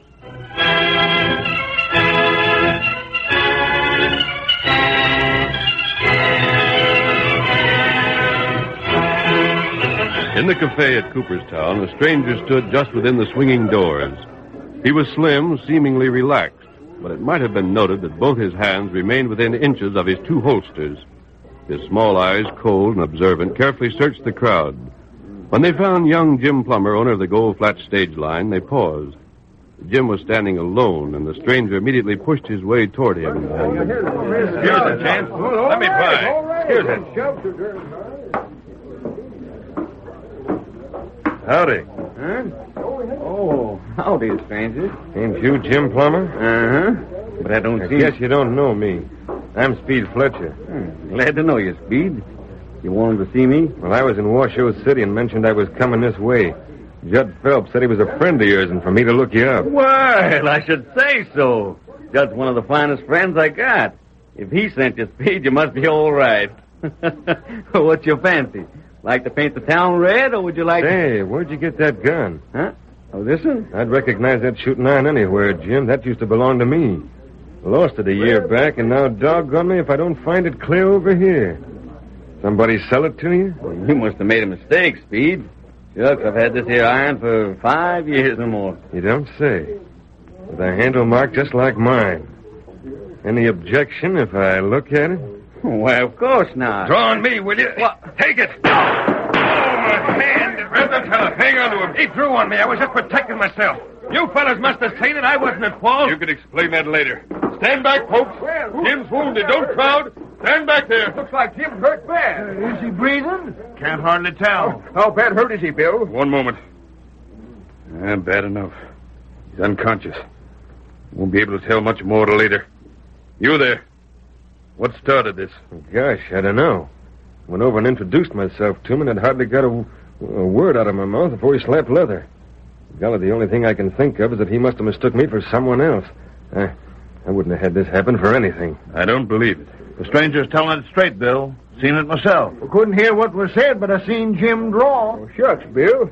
This hombrey's a stranger, and we all think a heap of Jim. But you know yourself he's telling it straight. You must have seen it.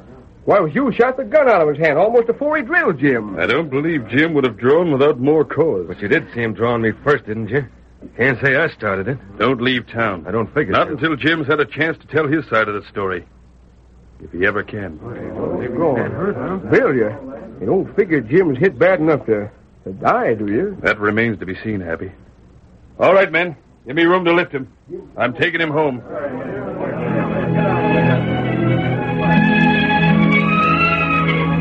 Although he was known to the citizens of Cooperstown as Wild Bill Riley, it was in fact the Lone Ranger who carried his young friend to the small cottage where he lived with his mother. A doctor was immediately summoned, and when he had concluded his examination, he gravely shook his head. Looks bad. Mighty bad. Don't take on, man. Even the doc can't tell for sure this early. Ain't that so, Doc? I'm sorry, Bill, but... You mean you don't give him no hope at all? Well, there's always hope. But I wouldn't put Jim's chances at being much better than 1 in 100. I hate to say it like this, but I reckon it's best to know the facts right off. Then it don't come so hard later on. I see. You'll do your best for my son, won't you, Ned? Why, of course I will. Jim's all I got left. There. Reckon I'm just a blundering old fool of a sawbones talking plain the way I did. I never did have no sense. But if you get to feeling too down, Mum, just remember this. I've been treating your boy for things that have ailed him ever since he was a youngster. And if some of the doses I made him swallow weren't the death of him, why, bullets don't stand no show. Oh, Jim. You've done all you can for now? Uh-huh. All except probe for the bullet. But that better be left till later. Very well. Just follow the directions I give you, and I'll look in again towards evening. You'll get good care. Well, good day to you. I'll be back as soon as I can, ma'am. Thank you. Mrs. Plummer. Yes, Bill. I'm sending for a friend. A friend who can save your son if there's the least chance for him. A doctor from somewhere else. Not a doctor. Well, then. An Indian, ma'am. A redskin I'd trust before anyone if I was in Jim's fix. He's faithful and patient, and he knows things about healing that some doctors don't. Oh, Bill, if you'd get him, if you only would. I will. You'll be here tonight. Bill. Yes? I think I'd like you to know how I feel about you. About what you've done for my boy and me. Now, ma'am, I know you don't want to talk. Please let me. I've had it in mind for so long and never said anything. Now I think it's the time to say it. But I don't Bill, my boy sets a lot of store in that masked man that helped him out. But you, Bill, you've done so much. I think you're a finer man than even the Lone Ranger.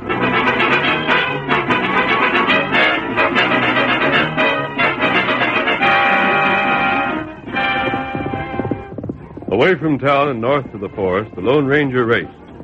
Deep within the forest, Tonto greeted his white friend and listened briefly to the Lone Ranger's story. Then hastily he saddled, mounted, and started back the way his friend had come.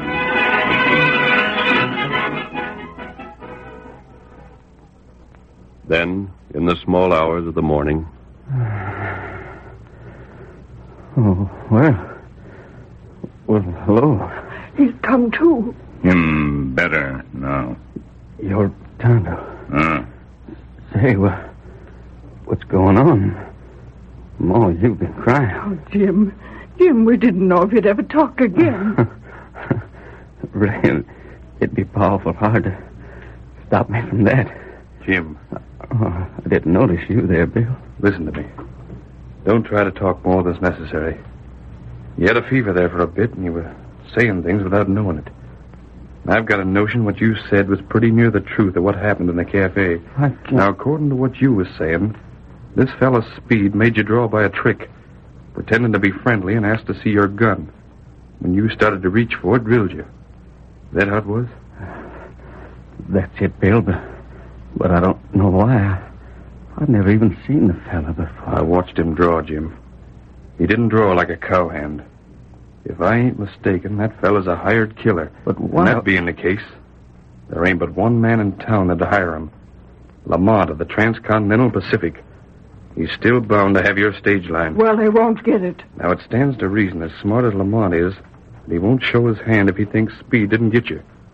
Particularly, he won't let on that there's any connection between him and Speed. That sounds likely. But on the other hand, if Speed had done what he set out to do, it wouldn't be so needful for Lamont to be overly careful.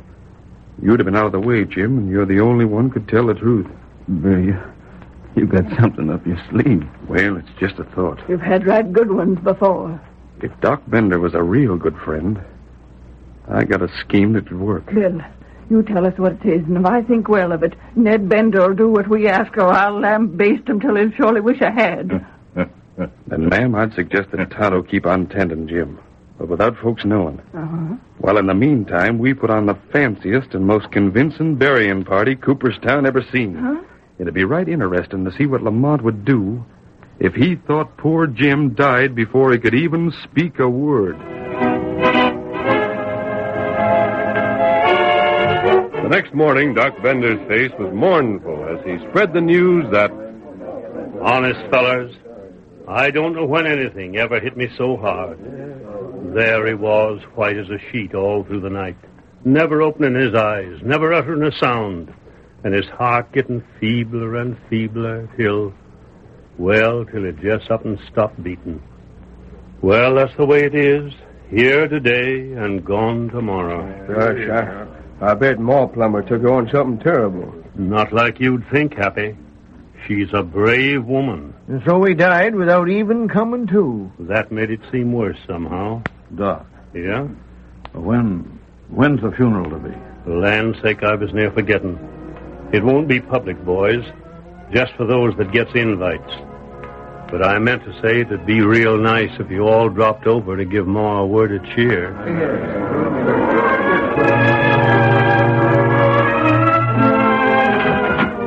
Speed, you didn't come here. Take it easy, Lamont. I got good news. There's nothing more to worry about. You mean... What you're hoping, I mean. Jim Plummer's cashed in. Cashed in. Never once come to tell his story. You'd better make sure of that. I did. I just came from the cafe. Doc Bender himself told it. No. It's a fact. Then it worked. Sure. How are people acting toward you? They ain't friendly, but there's been no lynch talk. They still figure I fired in self-defense. Fine. Well, you've done your work, Speed. I'll pay you off. Here. This is the amount we agreed on. You'd better leave town. Thanks. I think I'd better. It's a fact, like I said. I ain't heard talk of a hanging party, but I'm free to declare I'll feel a sight easier with plenty miles between me and here. Before you start, Yeah? why not find a way to show Ma Plummer how bad you feel? Huh? Let her know how sorry you are it had to happen. Me, sorry? When I got 500 for doing it? Lamont, that's the best one yet.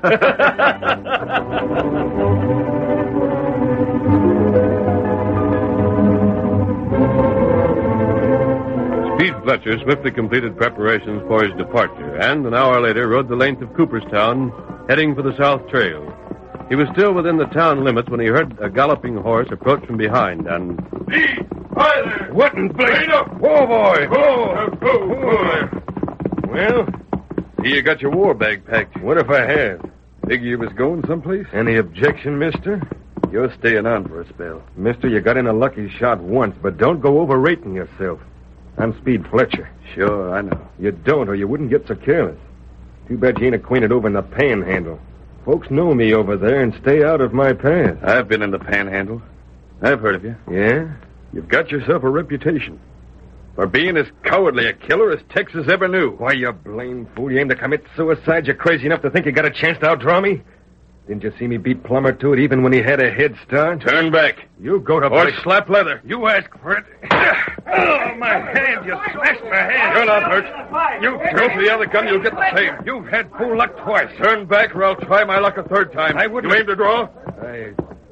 It's plain to see you don't. On your way. Blast you, I ain't done. You ain't finished with me. Just wait, I'll get you. Good for you, Bill. Ever see anybody to put out? Come on, Scout. Come on.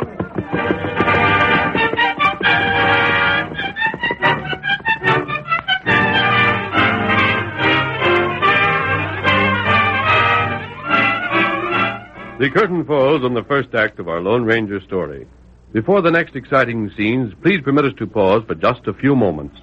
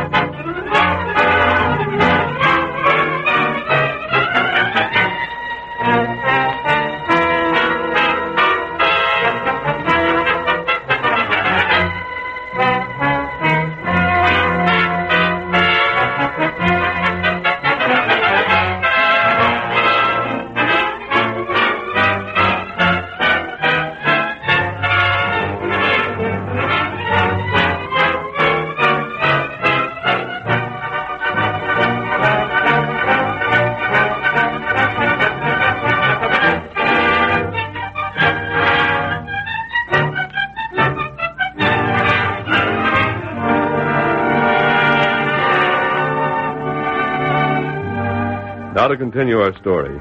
Speed Fletcher, forced to remain in Cooperstown, hastened back to Lamont's office and angrily told what had occurred. Lamont, what in blazes am I going to do? I want to get out of this town, and the sooner I see the last of it, the better. So Bill Riley had a faster draw than you, huh? Luck, that's all. I doubt it. I bet he couldn't outdraw me again. I'd like to wager he could. Huh?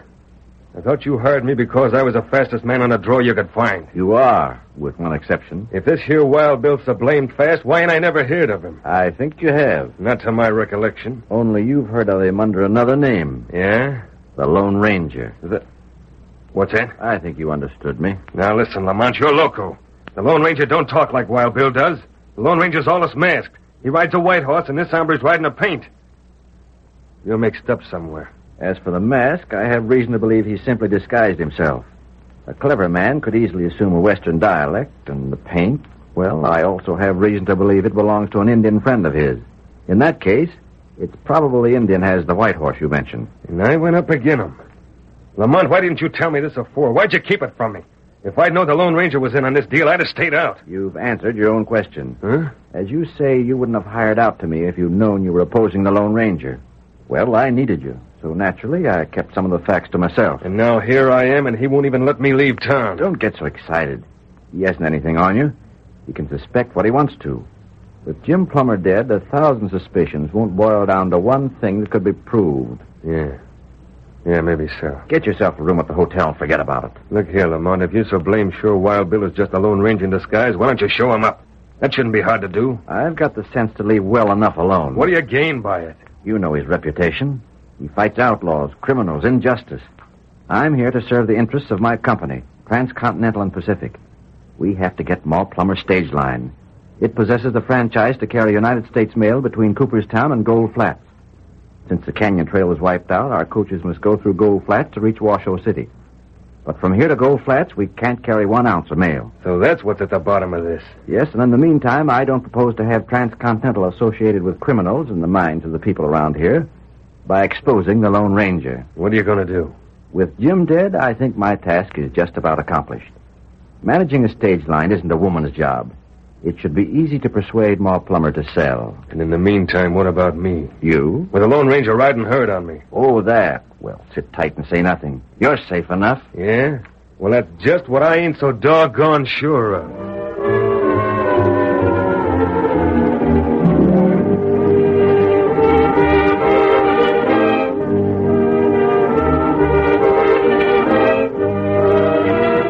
While Speed Fletcher, fearing to make another attempt to leave town, sulked and grew increasingly nervous, Lamont calmly waited the proper time for his next move. It came one afternoon when Ma Plummer was supervising the activity at the headquarters of the Gold Flat stage line. A coach was just arriving from Gold Flats, and she was outside to greet it when...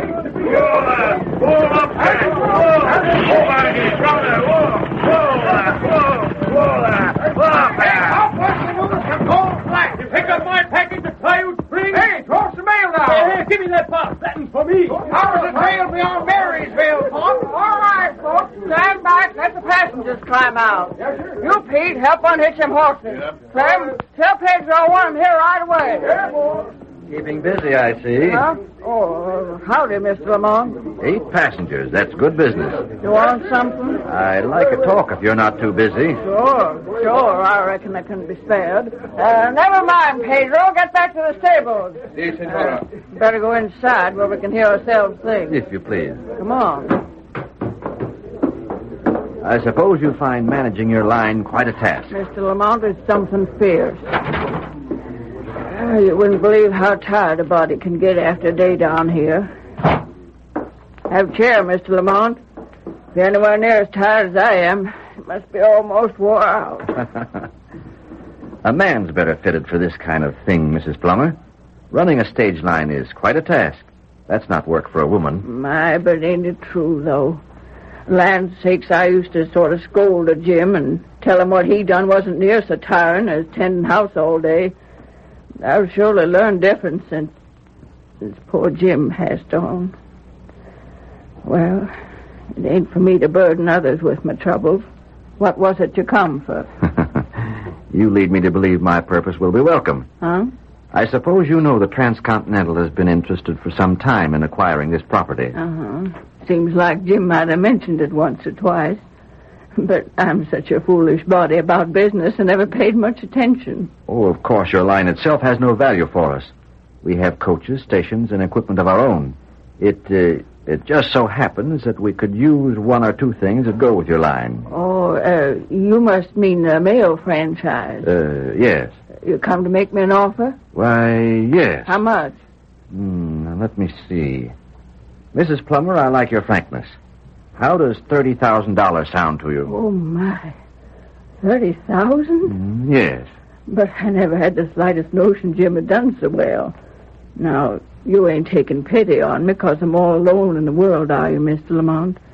I wouldn't want you to cheat yourself now. No, I think that's a fair price. And, of course, it's not my money, you know.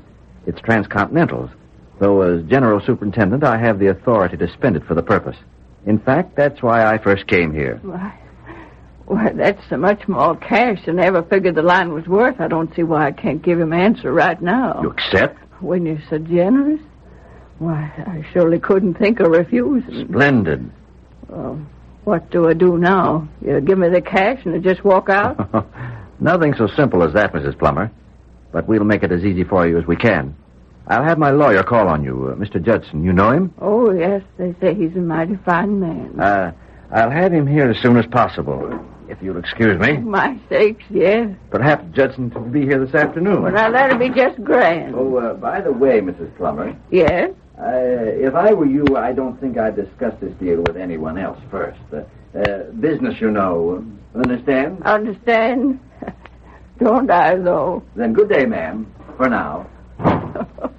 Oh, my. Oh, my.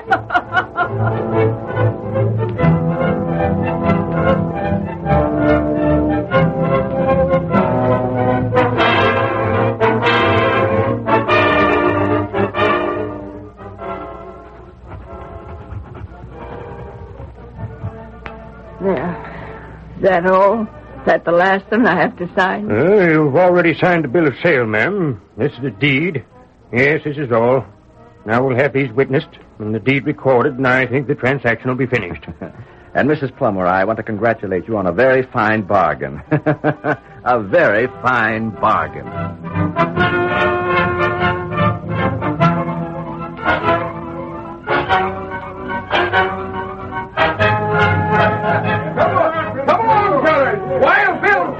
See some fire. Let's see what's going to happen. Let me go, blast you. You ain't got the right to make me do anything. Let go of my arm. Here we are, up those stairs. I won't go up with you. I'll have the law on you.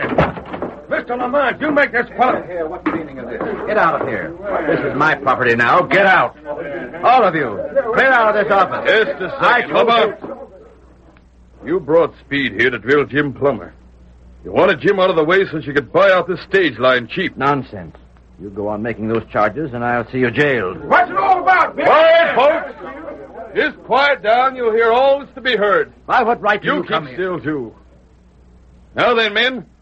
You just now heard me say Speed Fletcher here was hired by Lamont to kill Jim Plummer. Well, that's the fact, and I can prove it. You can't do no such thing. I'll prove it by the man you shot. That's a good one. All right, Tonto.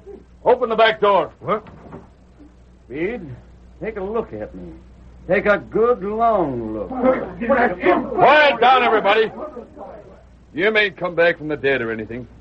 Just keep quiet and listen, and you'll get the whole truth. Where did that man come from? Tell him, Jim. Folks, all this was Bill's idea. We just pretended I was dead so we could find out what Lamont's game was. Let Jim talk or I'll gag you. All right, go ahead. I'm sorry we had to fool you folks the way we did to catch the coyote, but we're both apologizing for that and hope you won't hold it against us. We're too doggone glad to see you alive. Yes, sir. Yes, we are. Well, thanks, folks, thanks.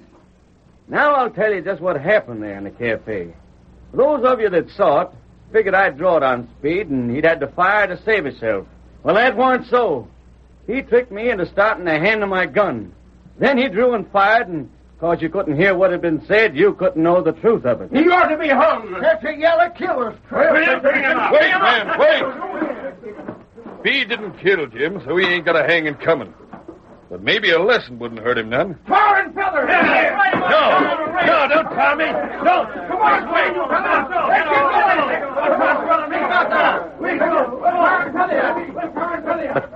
If Jim's alive, I've been tricked. You thought you were taking advantage of a foolish old woman that didn't know no better, didn't you? Figured to cheat me and make yourself out real free-handed at the same time. You've got to give me back that money. You got that cash under false pretenses. The deed to the land was a quit-claim deed. A quit-claim deed doesn't guarantee that the seller holds title. You bought the land owned by the stage land at your own risk. And your own greed made you go through with the deal before taking time to investigate. But the bill of sale for the Was equipment... made out for everything I own. Didn't list the things you was buying. It was just a blanket agreement. I still don't see why you... Oh, so if you want to collect, you can have what you really bought. Just the things that was my own property. I own some nice gingham aprons that'd look right fine on you. And a taffeta dress that's most wore out. An old hairbrush. And a few other odds and ends like them. I've been cheated. This'll never hold up in court. I'll sue. I don't think you will. Why won't I? Because if you do, I reckon we won't have such a hard time tying you up with Speed. Likely you'd go to prison. And right now, I'm willing to bet Speed would be real glad to confess to anything. Just to get out of being tarred and feathered. You can't do this to me. Ain't some folks hard to convince, though. Here it's already been done. They says it can't be. But I... Hold on. You just the same as robbed Transcontinental of $30,000. Jim doesn't want the money. No, and I ain't keeping it. Then what are you But going your company's getting it back on just two conditions. First, you're going to be fired, Lamont. And second, you're going to stay fired. And if you ever show your face around this part of the country again, you'll get tar from the same bucket that's being slapped on Speed right now. And Mr. Lamont, maybe this'll teach you not to be in such an all-fired hurry to take advantage of a lady.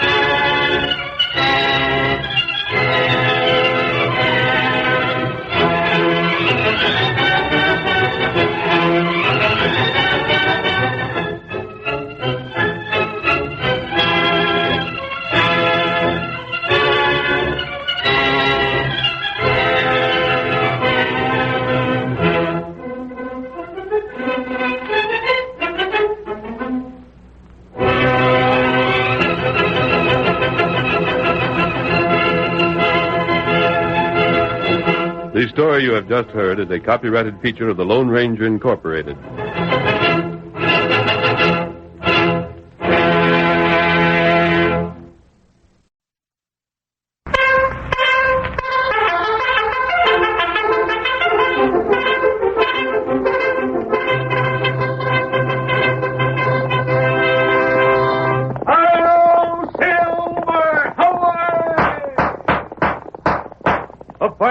to the speed of light, a cloud of dust, and a hearty hi-yo silver, the Lone Ranger.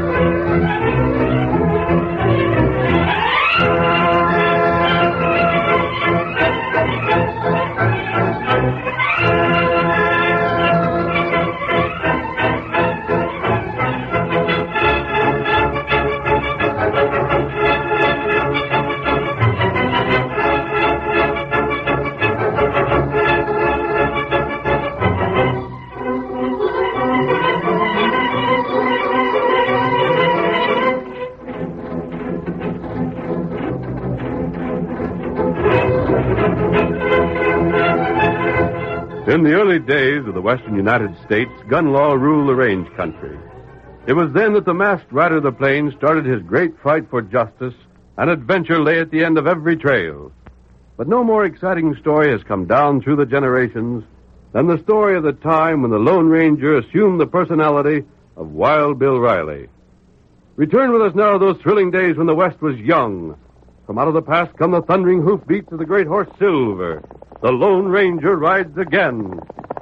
Hail, Silver!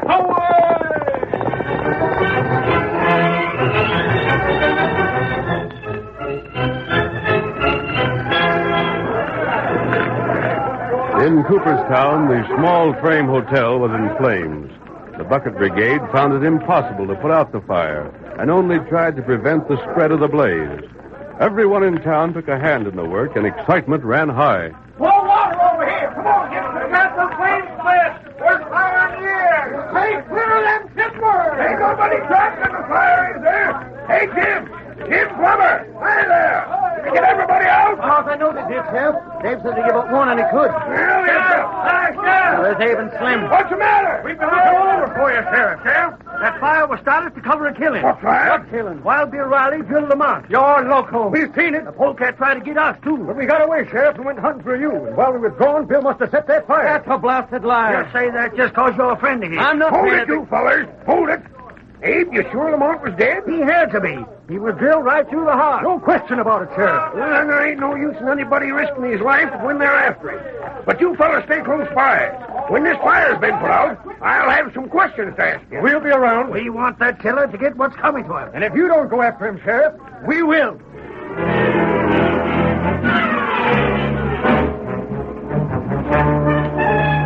Several hours later, a crowd gathered in front of the sheriff's office. Then... All right in the posse, Sheriff. So lie. The sooner we get that killer, the better. He's likely headed for the woods. Well, what are we waiting for?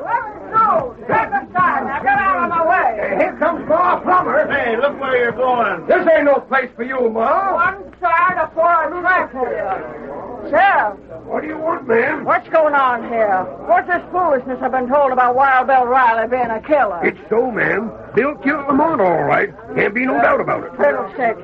Bill ain't no more a killer than I am. Everybody knows there was bad blood between them. Well, I never had no use for Lamont, neither did my son. If that's evidence, why don't you jail us, too? No, ma'am. You know, Ma, I got more than that to go on. Yeah? What? There's Abe and Slim. We was there when it happened. We've seen the whole thing. And both of you have always hated Bill ever since you worked for Black Box.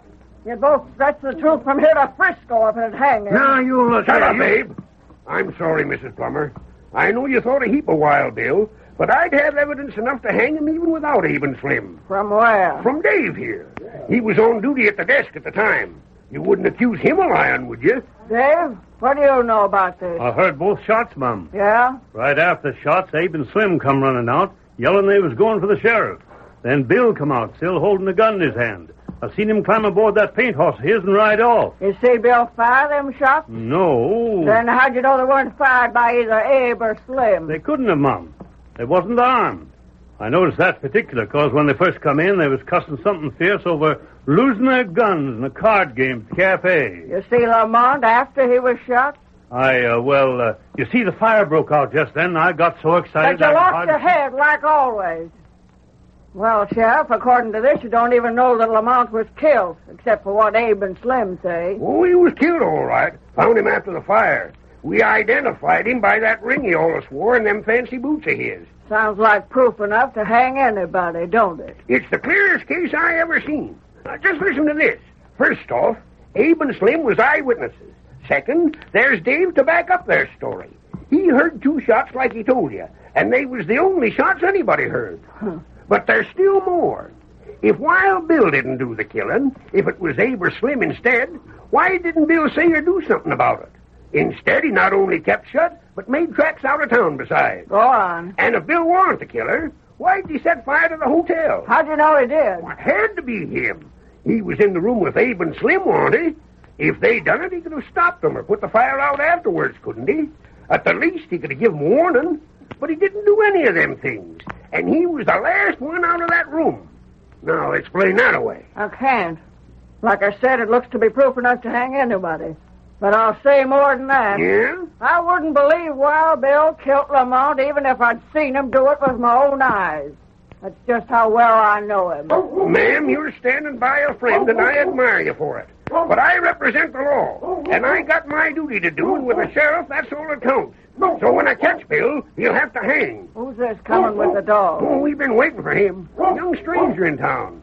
Calls himself Arizona Lawson. Hunts wolves with that dog of his and lives on the bounty. You all ready to go, Arizona? Anytime you say, Sheriff. Quiet, boys, quiet there. Figure your dog can follow the trail? Never seen the trail yet he couldn't follow, Sheriff. Good enough. All right, man. All of you riding with the posse, get mounted. You seem to be a right pleasant young fella. Ma'am? Just a doggone shame you're helping to hunt down the best man this town ever seen. Jim! Hi, Jim. Yeah? Son, you're riding with this posse, too. What I want... Just recollect all Bill's done for us. If he's caught and they make to hang him without a trial, shoot down the first skunk to raise a hand agin him. You're no son of mine. Blast it, Ma. I've been trying to say that's just what I mean to do. Let's get going. Wait for me. Get back. Now, Uncle Richard, you'll be sorry for this as long as you live.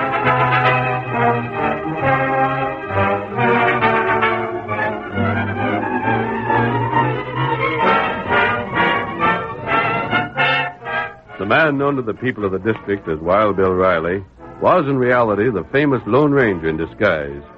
He had ridden from Cooperstown to a small camp hidden deep in the great forest that stretched for miles to the north. It was dusk. At the sound of an approaching horse, he jumped to his feet and... That's you, Tonto? It's Tonto. I've been waiting for you, Kemosabe. Oh,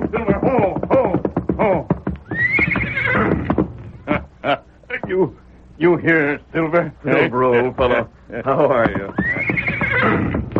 Good boy. Where have you been, Tonto? Me ride north. Hawk feller get shot. Wild Bill? How is he? Him well now. Him want see you. Does he know that I've been using his identity to help Jim Plummer? Me tell him. What did he say? Him plenty glad. And I'm glad to hear he's well again. Remember that night we found him when he'd been drag-out? It didn't look then as though he'd ever lived to tell about it. Well, a lot of things have happened since that night. But I've got an idea we've just about finished our work in this district. That's good. I stopped in the hotel to see Lamont just before I rode here. What him say? He asked me to drop in. He made another attempt to bribe me. When I refused, he lost his temper, drew, and fired 2 shots at me. But his aim wasn't very good.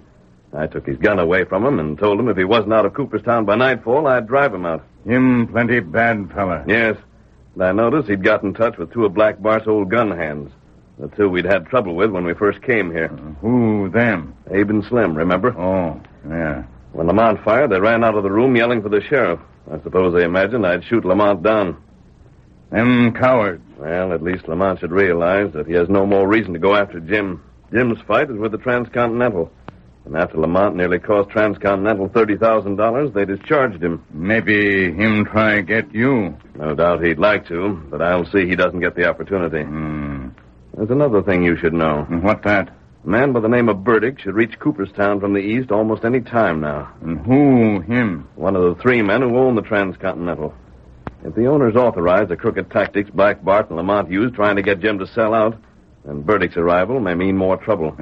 But if they didn't, then he may be able to settle this dispute peaceably. At any rate, we'll hope for the best. Not right. And... Tonto, what made that brush move? Go up your hands! What? You're surrounded. Come on, boys. Tonto! You are zone. Quiet, boy, quiet. Was your part here, my dog trailed? Why, he must be... You keep still. But golly, you don't talk. No need for anybody to talk. Wild Bill, I'm here and now arresting you for the murder of Mr. Lamont and the firing of the hotel. Get on your horse. You're going to jail. At a low command from his white friend, Tonto made no attempt to free him from the posse. Arizona Lawson, puzzled and almost certain that the prisoner was the Lone Ranger, followed with Tonto. The posse returned to town, and the Lone Ranger was jailed. All that night and well into the next day, the men of Cooperstown talked about the capture. And as the discussion continued, lynch sentiment grew. The cafe was in the center of the liveliest argument, and... Bill's guilty. Why in blazes should we waste good cash on a trial? That's what I say. No, listen here. I'm for law and order. Bill always seemed to be a good fellow. That's what makes what he done all the worse. Argue all you want to, fellas. I've declared myself. Bill's my friend. If it hadn't been for him, I'd have been forced out of business, busted flat, licked by Transcontinental. You don't drag Bill from jail unless you shoot me first. And every man works for me feels the same. That's the way to talk, Jim. I'm for Bill myself. Then you're a fool. He's a killer. He and your friend, Jim, don't make him innocent. Yeah, what kind of fool talk is this? Sheriff, there's too plain much lynch talk going on around here. He ought to be lynched. He don't deserve a trial. All right, boys, all right. Hush up and listen to me a second. I never seen the time yet that there was a killing and somebody jailed for it, that there wasn't a lot of loose-mouth talk about lynch law. Only when there was a reason for it. Nope, not only then. But it wouldn't matter if it was. What you hombres have got to get through your thick heads is the fact that everybody's entitled to a trial. Guilty or not guilty, that goes for everybody. And you gents that's hollering loudest right now for a hanging would be just the first ones to start yelling for your legal rights if you was where Wild Bill is. That ain't no argument. Ain't it? Well, think it over anyhow. Some of you ain't so far from jail right at this minute that you can afford to act hasty. If by that you mean me... What's that? That sounds like those shots come from the jail. Come on. Yeah. Look at that crowd. It was from the jail, all right. Hey, what happened? Jailbreak. Wild Bill was broke from jail. Well, I'll be... Fine deputy you got. He let that polecat go free. Couldn't help it, Sheriff. Honestly, couldn't. This will mean your job, deputy. How'd it happen? I don't hardly know. There was three of them, but I never got a chance to look at their faces. They come up from behind and was wearing masks. First thing I knew, they got me covered. So I suppose you just kindly opened Bill's cell and let him walk out. But Sheriff, what else could I do? What are we standing here for? Why don't we take after him? Who seen which way they went? Well, they're likely headed back for the woods. Then come on, let's get our horses. Let's get started. Hey! What's all afoot outside? Oh, who said that? I did. Get away from my cell if you got to make noise. Wait, it's Bill. It's Wild Bill. Well, I'll be... Hey, come here.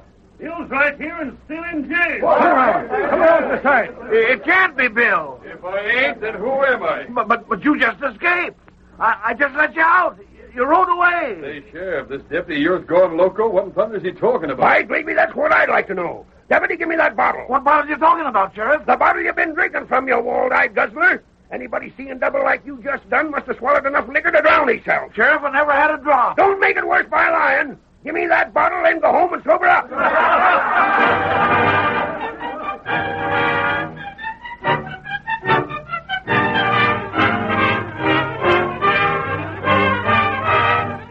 The curtain falls on the first act of our Lone Ranger story.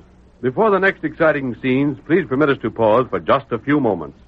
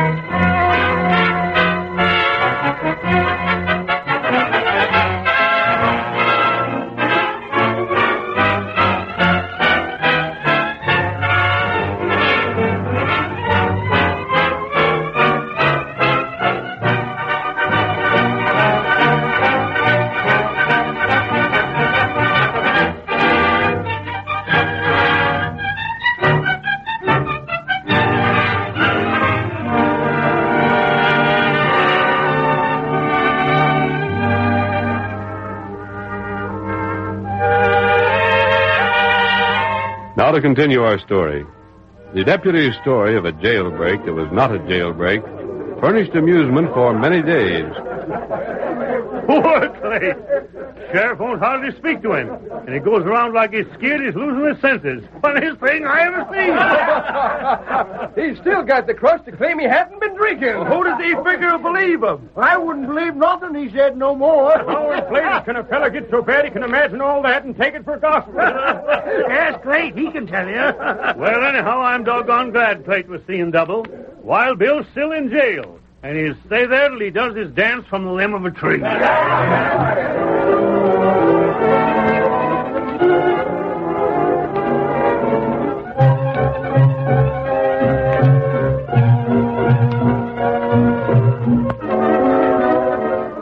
But Jim Plummer found a number of things in the situation to confuse him. You talked to Bill again, son? Uh-huh. Yeah, I talked to him all right. Well? More, you'll think I'm crazy, but sometimes I get the notion that Wild Bill ain't Wild Bill. What? Yeah, I told you you'd think I was crazy. But that's what I feel sometimes, and I can't help it. But, Jim, that's the way I've been feeling. I just never said anything for fear you'd think I was crazy. Huh? Say that again. I felt it all along. Honest? Honest you have? And it's silly. Of course, it can't be so. No, I reckon it can't. He talks like Wild Bill, and yet somehow he don't. Yeah, and he looks like Wild Bill. Yet all the time there's something different. And he forgets. That's just what's bothered me most of all. I mention things that's happened, things he was concerned in, and he stands and looks at me like I was talking about somebody else. He does. That's just what he does. Now, what do you figure's behind it? Wish to heaven I knew. It's beyond me. And me. But, Jim, you mind what I'm telling you. Don't you breathe a word of this to nobody. Of course I won't. I'm confessing there's something strange in all this that we can't get to the bottom of. At least the ways I can't. But we've known Bill for quite a spell now. This ain't the first time he's done things that are strange. And all of so far, they've come out right in the end. There's no denying that. So, for one more time, I reckon we can let Bill run things his way. You wait. He'll finish on top again.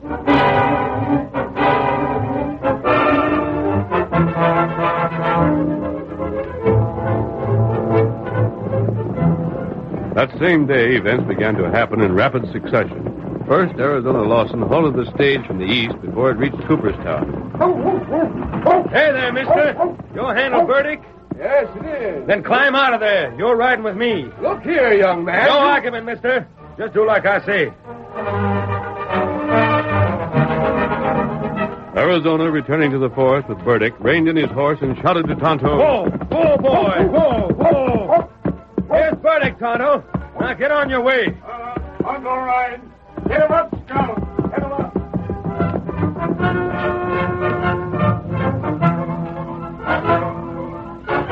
Tonto raced to town and brought his powerful stallion to a sliding stop in front of Jim Plummer's house. Oh, fella.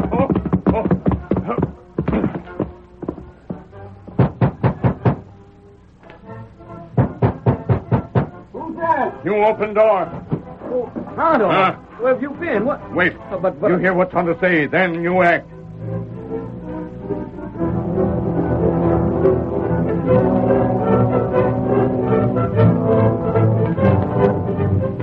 Finally, the sheriff was startled to see Jim burst open the door and... Sheriff, what? Hey, don't ever bust in on me like that again. You sounded like it was a hold-up. Listen, Sheriff. Yeah? Don't ask me why, because I don't know. But do like I say without arguing. Do what? Get Wild Bill and bring him along. Where? To the old Phillips place on the edge of town where Abe and Slim have been bunking. Wait, hold on. Maybe I ain't got this straight. Don't waste time. Just a second. Are you trying to tell me I should get Bill out of his cell and go with you to where Abe and Slim are staying? That's it. You don't by any chance figure me to be as crazy as that no-account deputy of mine, do you? Sheriff, I know it sounds crazy, but you gotta do what I say. Why do I? It'll solve Lamont's killing. That's been solved already. No, it ain't. This'll prove Bill's innocence. Look here, Jim. Is this some trick? I know you think a heap of Bill. Are you just aiming to get him outside so friends of yours can break him free? It ain't a trick. I think Sheriff, I ain't asking you to go there with Bill alone. Take your deputy. Take anybody you want. Get the whole town to guard him if you like. But you gotta go there. Maybe you'd better explain. All I can tell you is this. I've been talking to a redskin I've met before. That redskin saved my life once. I've never known him to lie. And he said to get you and Bill to Phillips' place and it'd be proved where Bill never killed Lamont. And you ain't got no objections to a guard going on? The more the better. Clay! Hi, Clay! Want me, Sheriff? Get down to the cafe. Pick out a dozen fellers handy with their shooting irons and tell them to get here as fast as they can. Now get. That's that. Now come along with me and we'll get Wild Bill. Sheriff, I appreciate this. You ought to. I know what I'm asking to get you into trouble, but you got my word it won't. That's what I'm depending on. That and about a dozen fellers with guns. Howdy, Sheriff. Hi there, Jim. What's up? Don't ask me. I'm just the soft-headed idiot that's making it possible. Bill, you're going to be proved innocent. Yeah? Well, now, that's real good news. I'm unlocking this here cell. You'll come out, but I'll have you covered every second. And if either one of you makes a false move, I'll let you have it. You needn't worry, Sheriff. Hey, if this is a trick, you'd better... All right, step out. Sure thing. Walk ahead of me. Mm-hmm. I'm taking you to where Abe and Slim are staying. You got any notion why? Ain't you? I said I ain't. Then let's wait and find out why together. Got him, Sheriff. All right, tell them to get mounted. We're paying a call.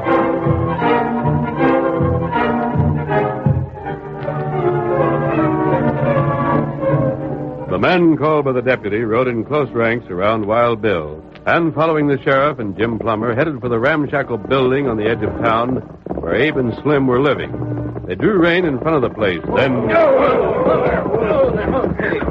Now what do we do, Jim? Go inside. Yeah? Well, come along, boys. Watch Bill.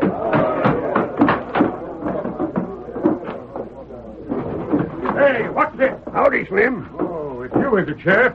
It's the sheriff, Abe. What in thunder does he want here? Oh, there, Abe. Mind if me and my friend step inside? Huh? What for? What do you want here? I ain't rightly sure, but you haven't no objections, have you? Well, I reckon it's all right. What's Wild Bill with you for? What's the idea of letting a killer out of jail? Ask Jim. Well? I can explain that. What's in front of What? It's Wild Bill again. No, it ain't. This here is Wild Bill. Am I seeing double again? Sheriff, do you see what I see? Well, what do you see? 2 Wild Bills. Then we're seeing the same. Then don't try and say that I was drinking this time. Wait.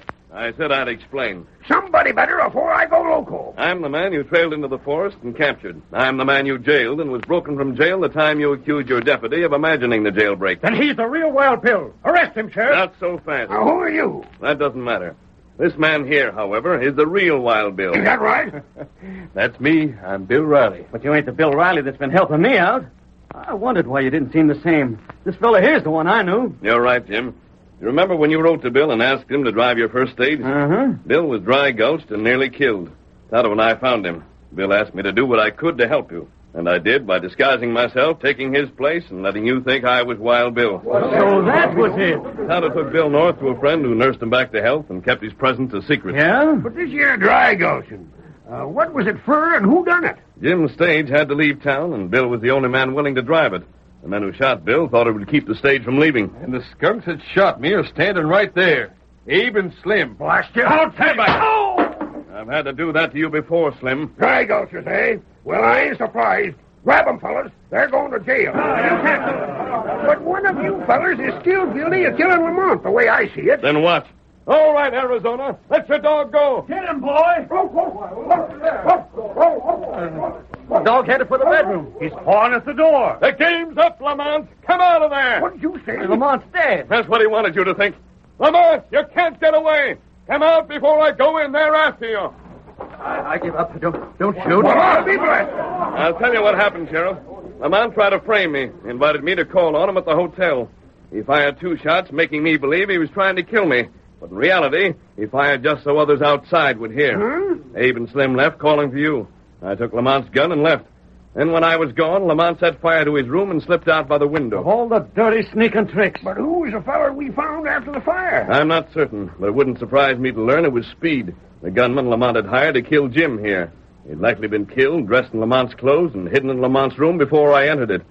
I think either Abe or Slim will be able to tell you the truth about that. If they know, I'll get it out of them. But look here. How'd you know Lamont was still alive? He had to be. Everyone who'd heard them agreed just 2 shots had been fired in his room. I knew those shots had been fired at me, not Lamont. I knew he was alive after the shots. No other shots were fired. So he must have escaped, and the body belonged to someone else. You can't prove it. He's just making that up. Why, Lamont, you blame fool. The fact that you're standing here now proves it. He's got to be right. You two are to blame for this. You accusing us? You must have slipped somewhere. Maybe you talked. Maybe you... They are, you blasted sneak. If you hadn't killed... Shut up. You can't. Don't say another word. You can't threaten them now, Lamont. When they finish talking, you'll hang. You tardy low down. If you hang, I won't feel sorry for you. Burdick. Mr. Burdick. Seems I arrived here none too soon. Who are you? Jim, this man is one of the owners of the Transcontinental and Pacific Company. You're one of the owners? I am. Burdick, this is Jim Plummer. He owns a stage line and the mail franchise your company has been trying to get. I see. He's had a lot of trouble with your outfit, Burdick. First, your division manager here, and then Lamont attempted to drive him out of business. So I gather from what I've overheard. I was understood, however, that neither myself nor my partners authorized any such tactics. Treat Jim fairly, and I think you can make a deal. Wait, things are happening too doggone fast for me to keep up with him. You're here to make an honest deal for my stage line? How much is it worth? Gosh, I couldn't say right off. 70,000 anyhow. We'll have plenty of time to look into that. If you're correct, you'll get your price. Transcontinental has to have that franchise. If you're square, we can deal. And afterwards, well, perhaps we could use you as division manager.